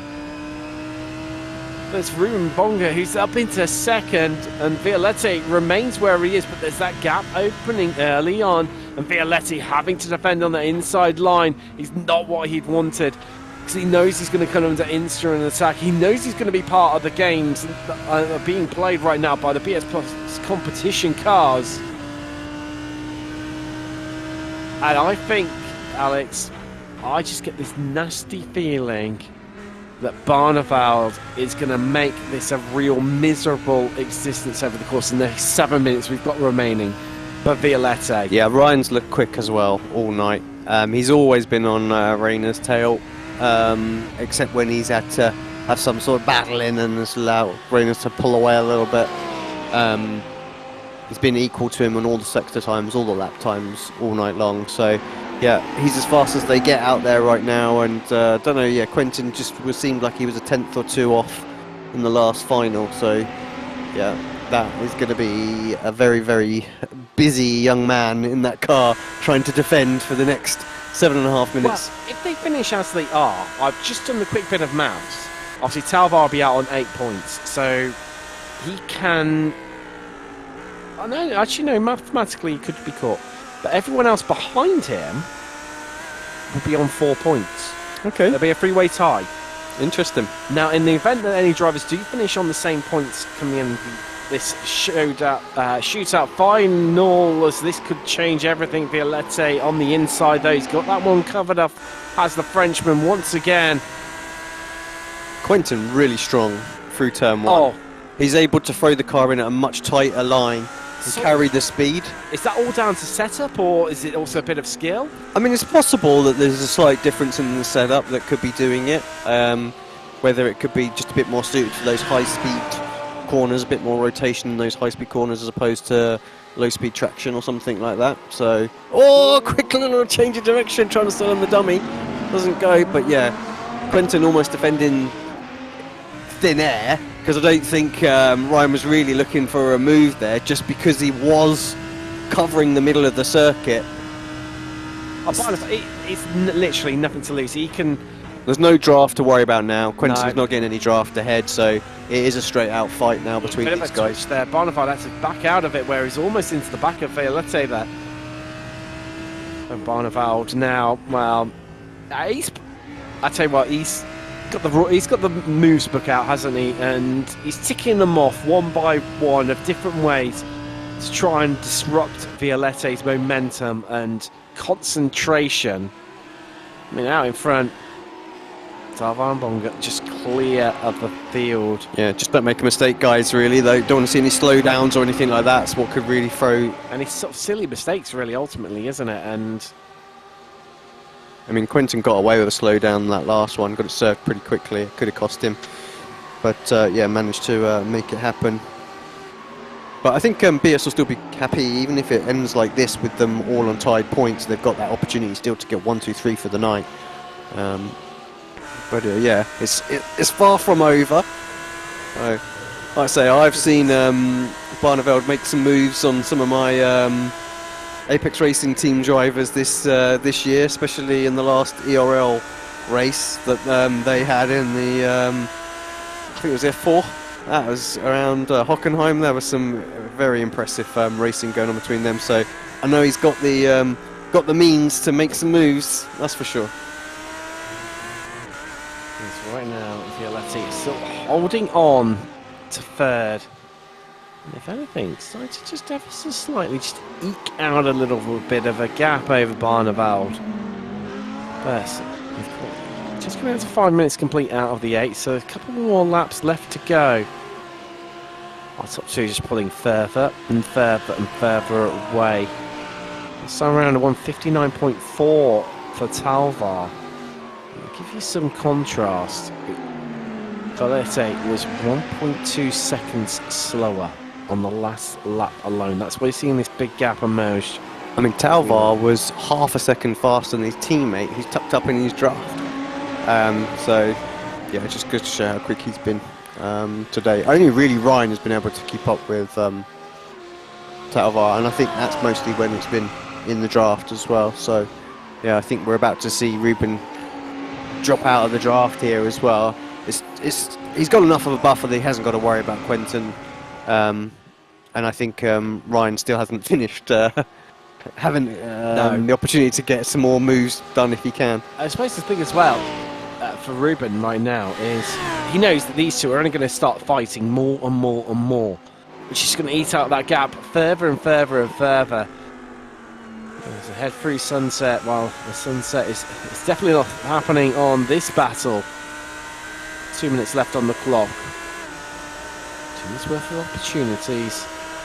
2 more laps left remaining, and Violette yet again strong into turn 1. Barneveld not able to come up with the answer. Cannot find the key to the lock. I think Ryan went for something a bit different there. Maybe tried to go for a little cheeky up and under. But yeah, didn't quite come off. Pinched a little bit more Quentin than he had done in the previous lap. Didn't quite get the best exit that he would have wanted through the second sector there. So you want to be just under 4 tenths coming off of there to get the draft to get a move into this hairpin. So So they're going to have to set it. Oh, a little bit of oversteer, a little correction needed. Again. He's just fighting the car a little bit now from the onboard. It doesn't seem to be quite as calm and excitable as what he's making out. I mean, tyres are definitely not going to be a problem. I mean, I wonder if they're shredding the tyres, like the setups are purposely like super aggressive to get the thing to turn, be rapid as possible for 10-15 minutes. They're not worried about long run pace or anything like that. So like if they're done after 15 minutes, who cares, kind of thing. But it does mean that they're going to be on the edge of control all the time. Wow, see Barneveld, the clock ticking down, and he's closing up once again, stalking his prey in front and down the back. A little wide again. Yeah, this is what's costing him. 3 tenths though. He's there. He's in the right window. Violette knows it. We saw in the background him just hugging that inside line. He does not want to give up with it. He's holding on to it desperately with 2 hands. But actually, that's going to be it, isn't it? Look, checker flags out. I thought we might have one more left to go, but we're not. Salva, that's another victory. And just looking in the background, Violette is going to hold on to it. Over 2 points. Wow. That means now we have Talva on 8, Barneveld, he is on 4, so is Violette and Bonga. That 3 points to that second. He's on 4 as well, so now. I mean, that makes it pretty easy for us, I think, to figure out who's going to... No, it doesn't. No. It doesn't. So, Alex, right, let's just go through the results quickly and then we'll start trying to pick what can happen potentially in the final. So Reina Talvar with the victory. 2 wins from 2 in the shootout. Ruben Bonga in second. Quinton Valette in third. And Ryan Barneveld comes home 4th.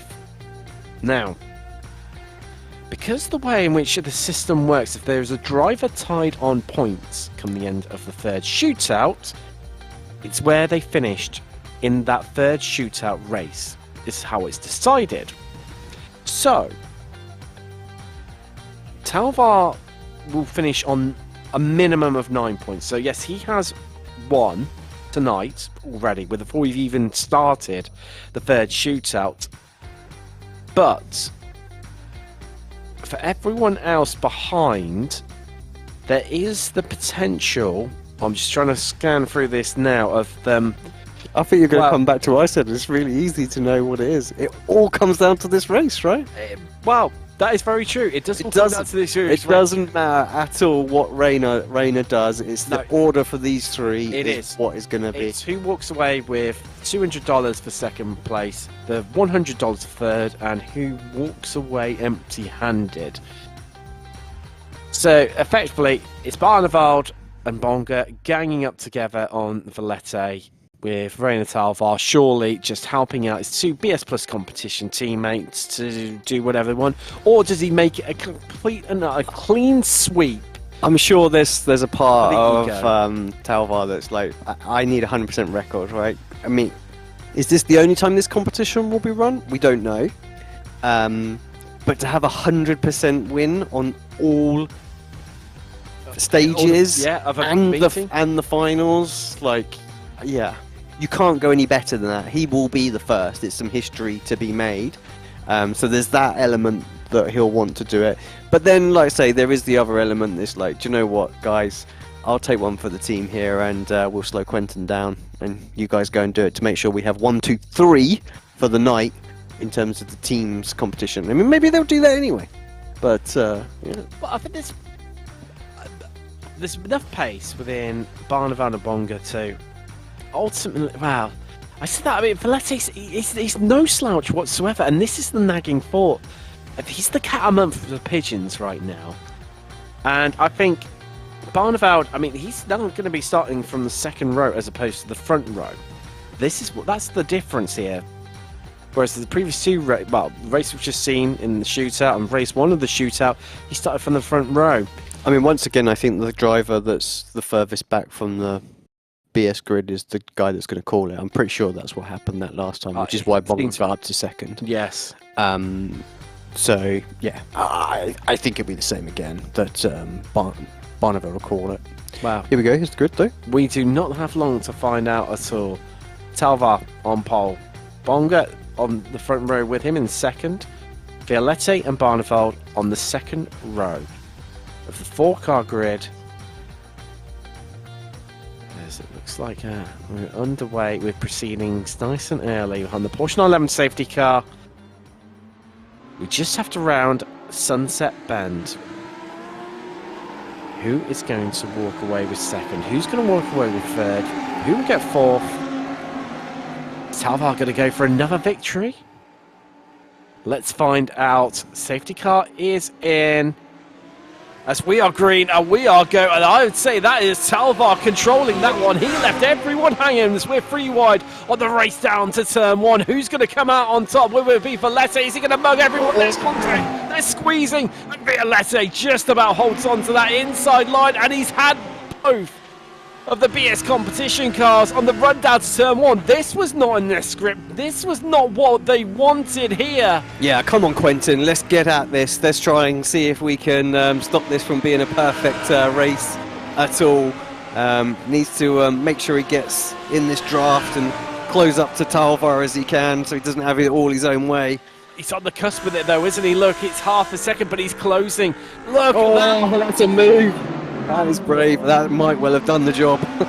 Barneveld is through, so he's back up into second. Bonga remains in fourth. Violette now down a place. And while it's a reversal of what we saw in the previous race. Yep. Barneveld swapped around with Bonga. And, well, tell you what, Violette could lose another place here, but it's history repeating himself. Barneveld's worked a strong start. Looks like he's going to pull away with Talvar. Violette, he's on the cusp of falling out of that slipstream, but so is Bonga. Could lose the back of Violette, and that could prove to be game over for him. What is going to happen? Well, we're 1 minute 30 already completed, and Talvar, he's going for those complete and utter whitewash of wins, total domination here from round 2 at Sebring. I'm really surprised Quentin left the door open there. I thought maybe he thought it wasn't going to happen.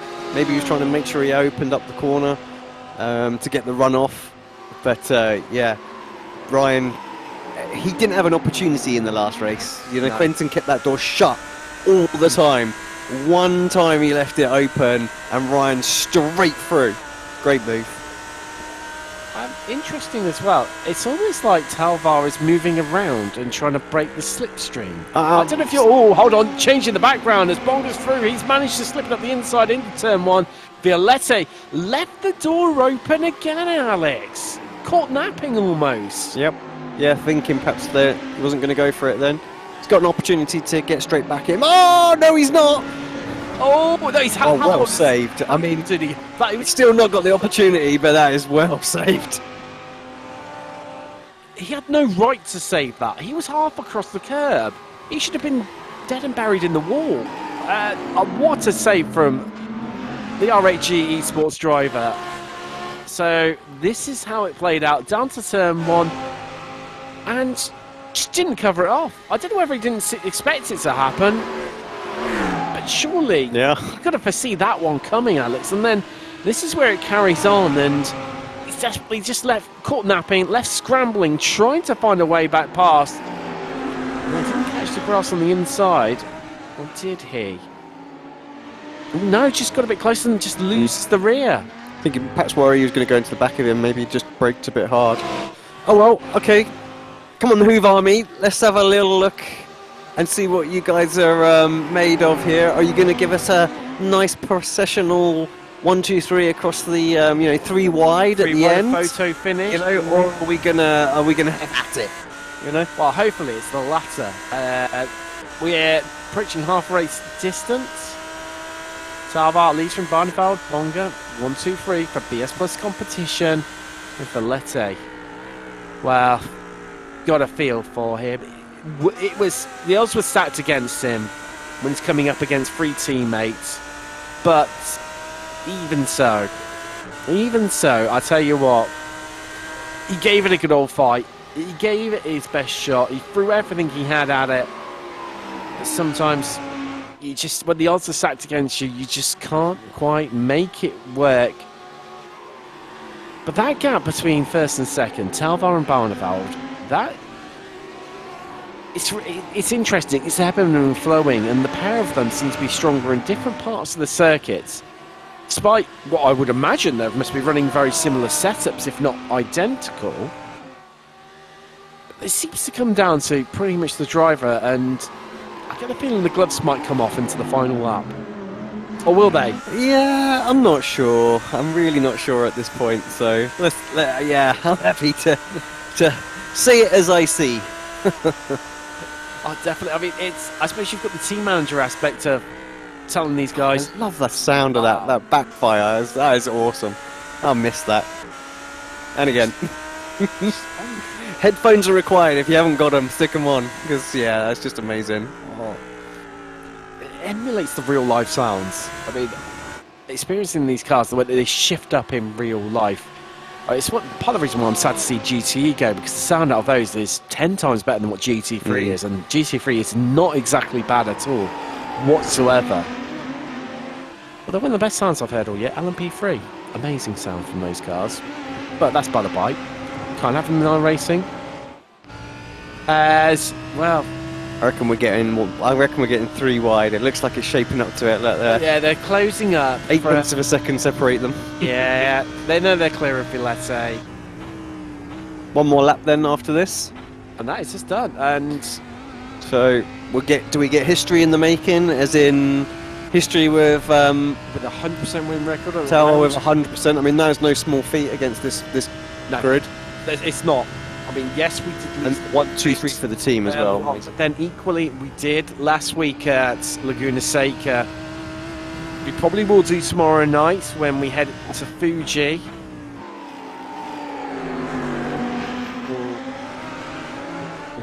It's shaping up for that photo finish. Barneveld. I think maybe Ryan's putting a little bit of pressure on here.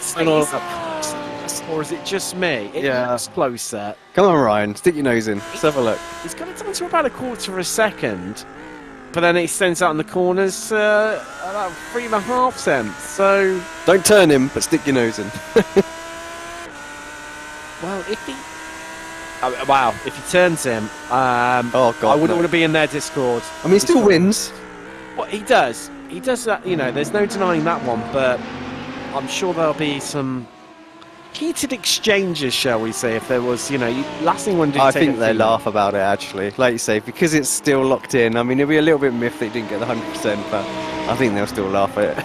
Well, I'm not going to fill out my my little table here to calculate the points, the victory, because that would be epic curse of the commentator. I'm not going to put that on Reina Talvar at all. It's not long left to go. Less than commit to 1/4 of a lap, in fact. Back straight. And he knows. There we go. There's the victory weave. Although the last time I saw someone do that at the back straight, that was at Monza in an F3 race, and the guy disconnected 200 metres before the finish line. So let's not hope that happens at all. But there's a flash of lights. I think there's going to be a coordinated 1-2 here. Reina Talvar is going to take the victory. 100% win record. Yeah, awesome job. $100 richer with a flash of the lights, a weave across the line. Congratulations to BS Plus Competition. Barneveld second, Bonga third for the 1-2-3, and there's your go. Finish. That's the money shot. That's the press photo. Wow. So, final point standings. That puts a maximum 12 points for Reina Talvar. Barneveld in the end finishes on 8. Villette, got a feel for him, for that last place at the end, on 5. And Ruben Bonga, although third in that final one, the extra 2 points, he finishes on 6. Wow. Congratulations. We're going to head to a break now, and we're back on the other side where hopefully we'll catch up with some of the drivers and also give our reaction to, well, the shootout final. We'll see you very, very shortly.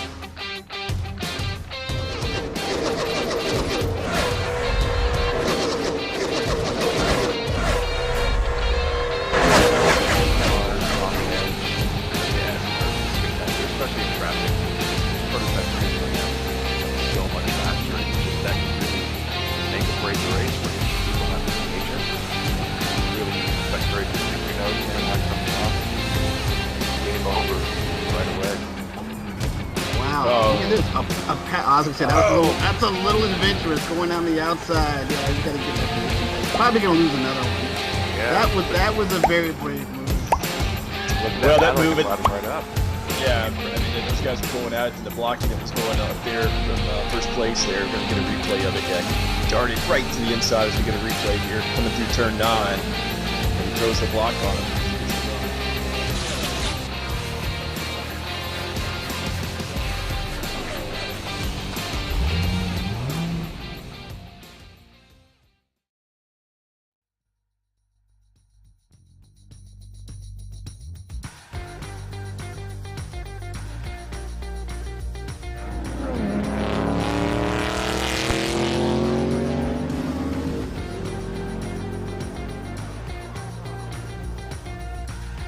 Hello and welcome back, and what a shootout final that was.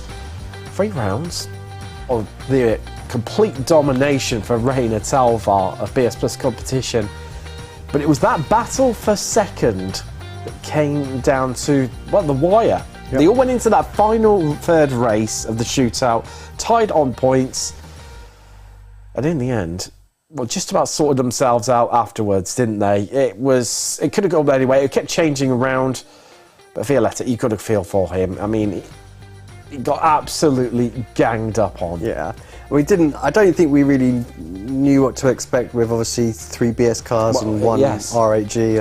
I feel like we always thought it might be a bit controlled by them, but actually I think Quentin did a really good job in every race trying to get stuck in.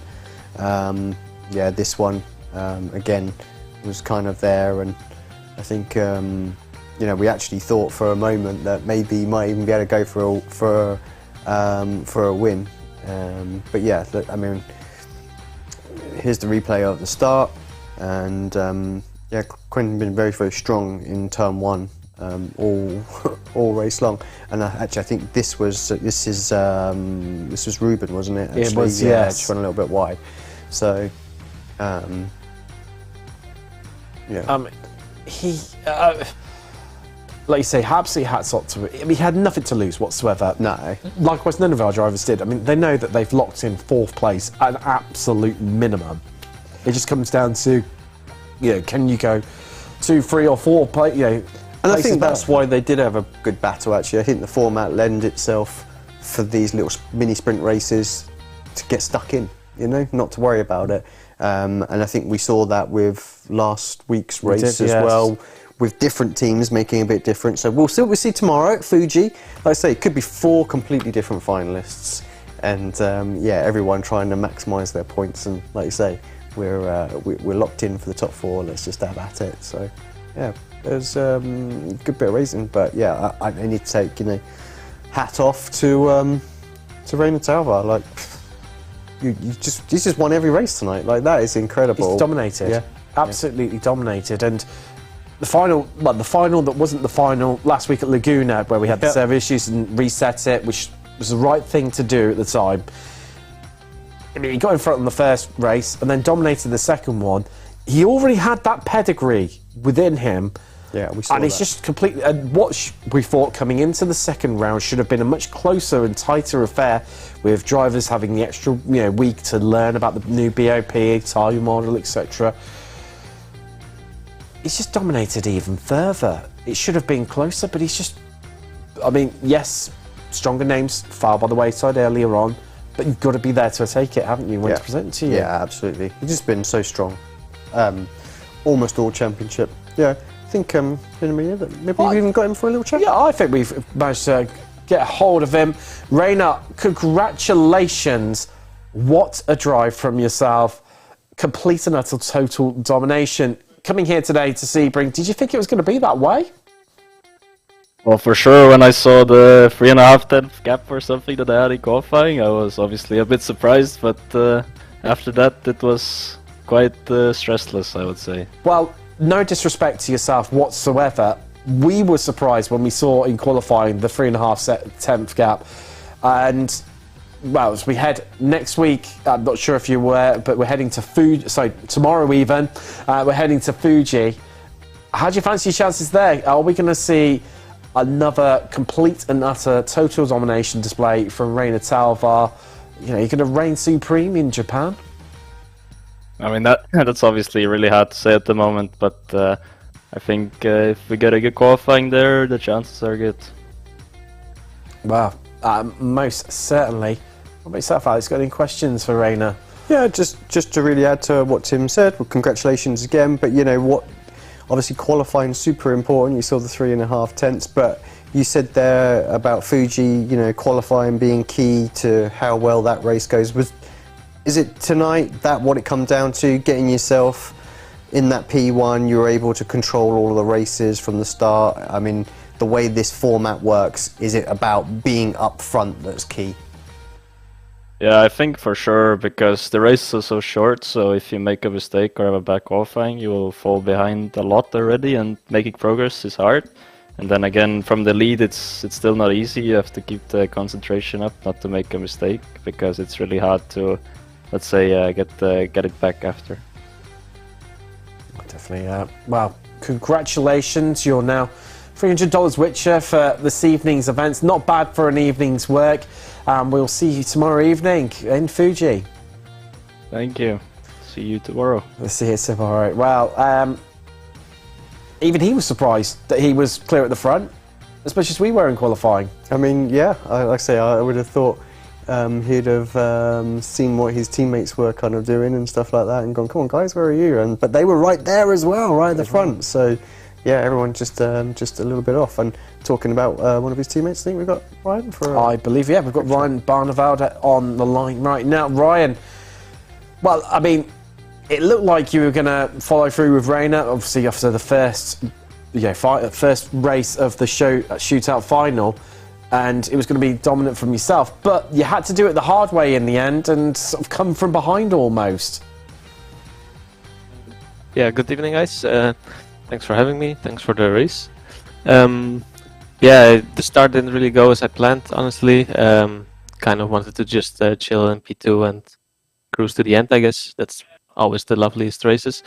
But on the other hand, it was also fun to work for it. So congratulations to Quentin. It was not very easy to race against 3 teammates, I imagine. So well done to him. It was fair and nobody really crashed. So no, definitely. And interesting what you're saying. I mean, you look like you're really, really aggressive behind him. You know, moving around.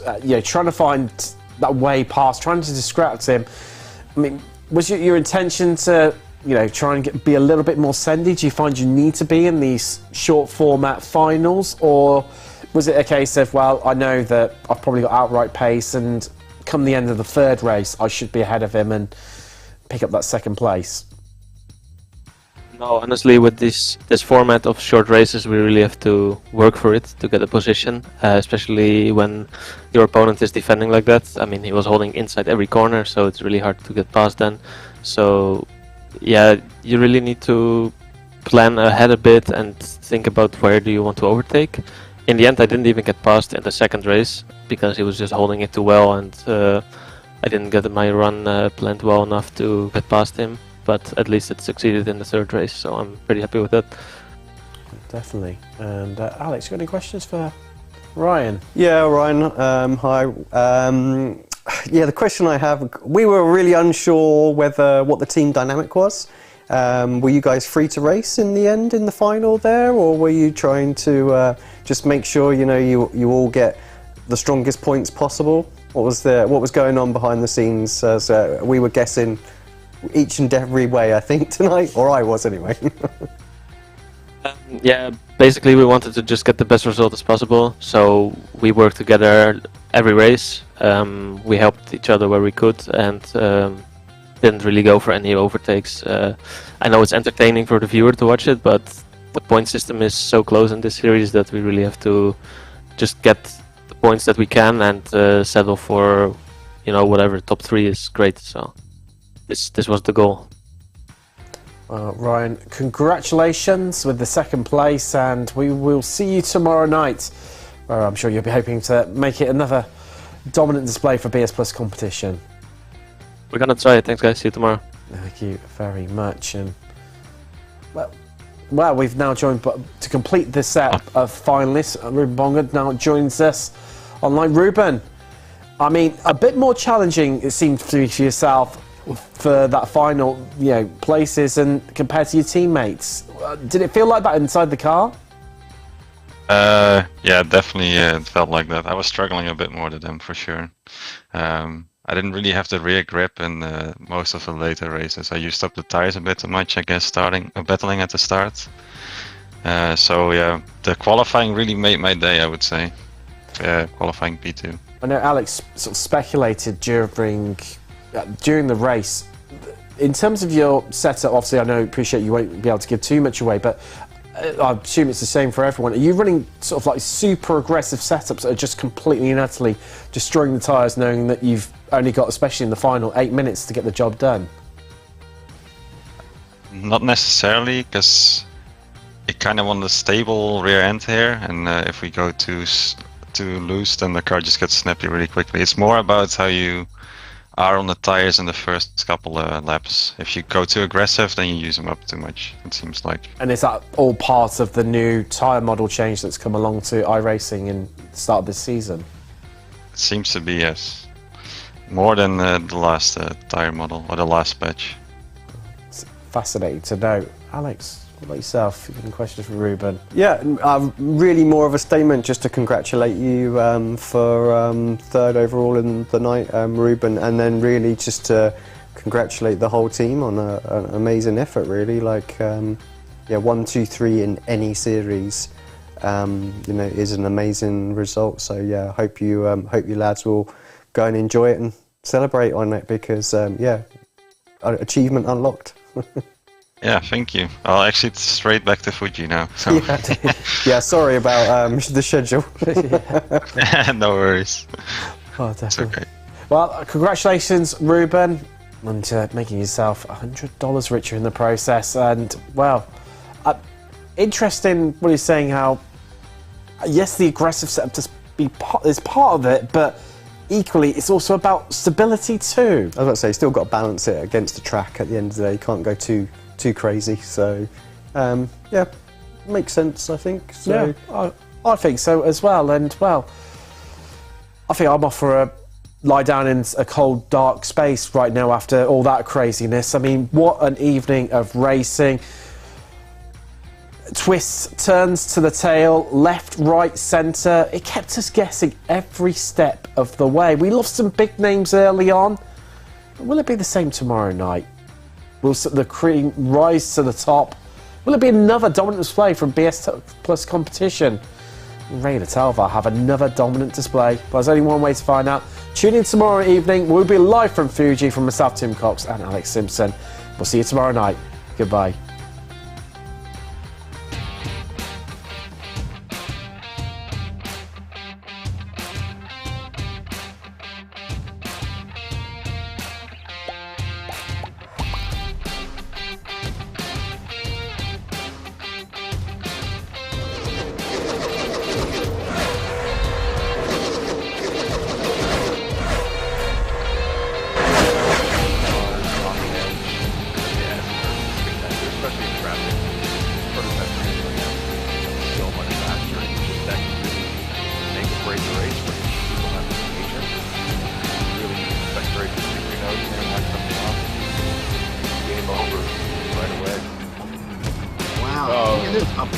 That's a little adventurous going on the outside. Yeah, he's got to get that position. Probably gonna lose another one. Yeah. That was a very brave move.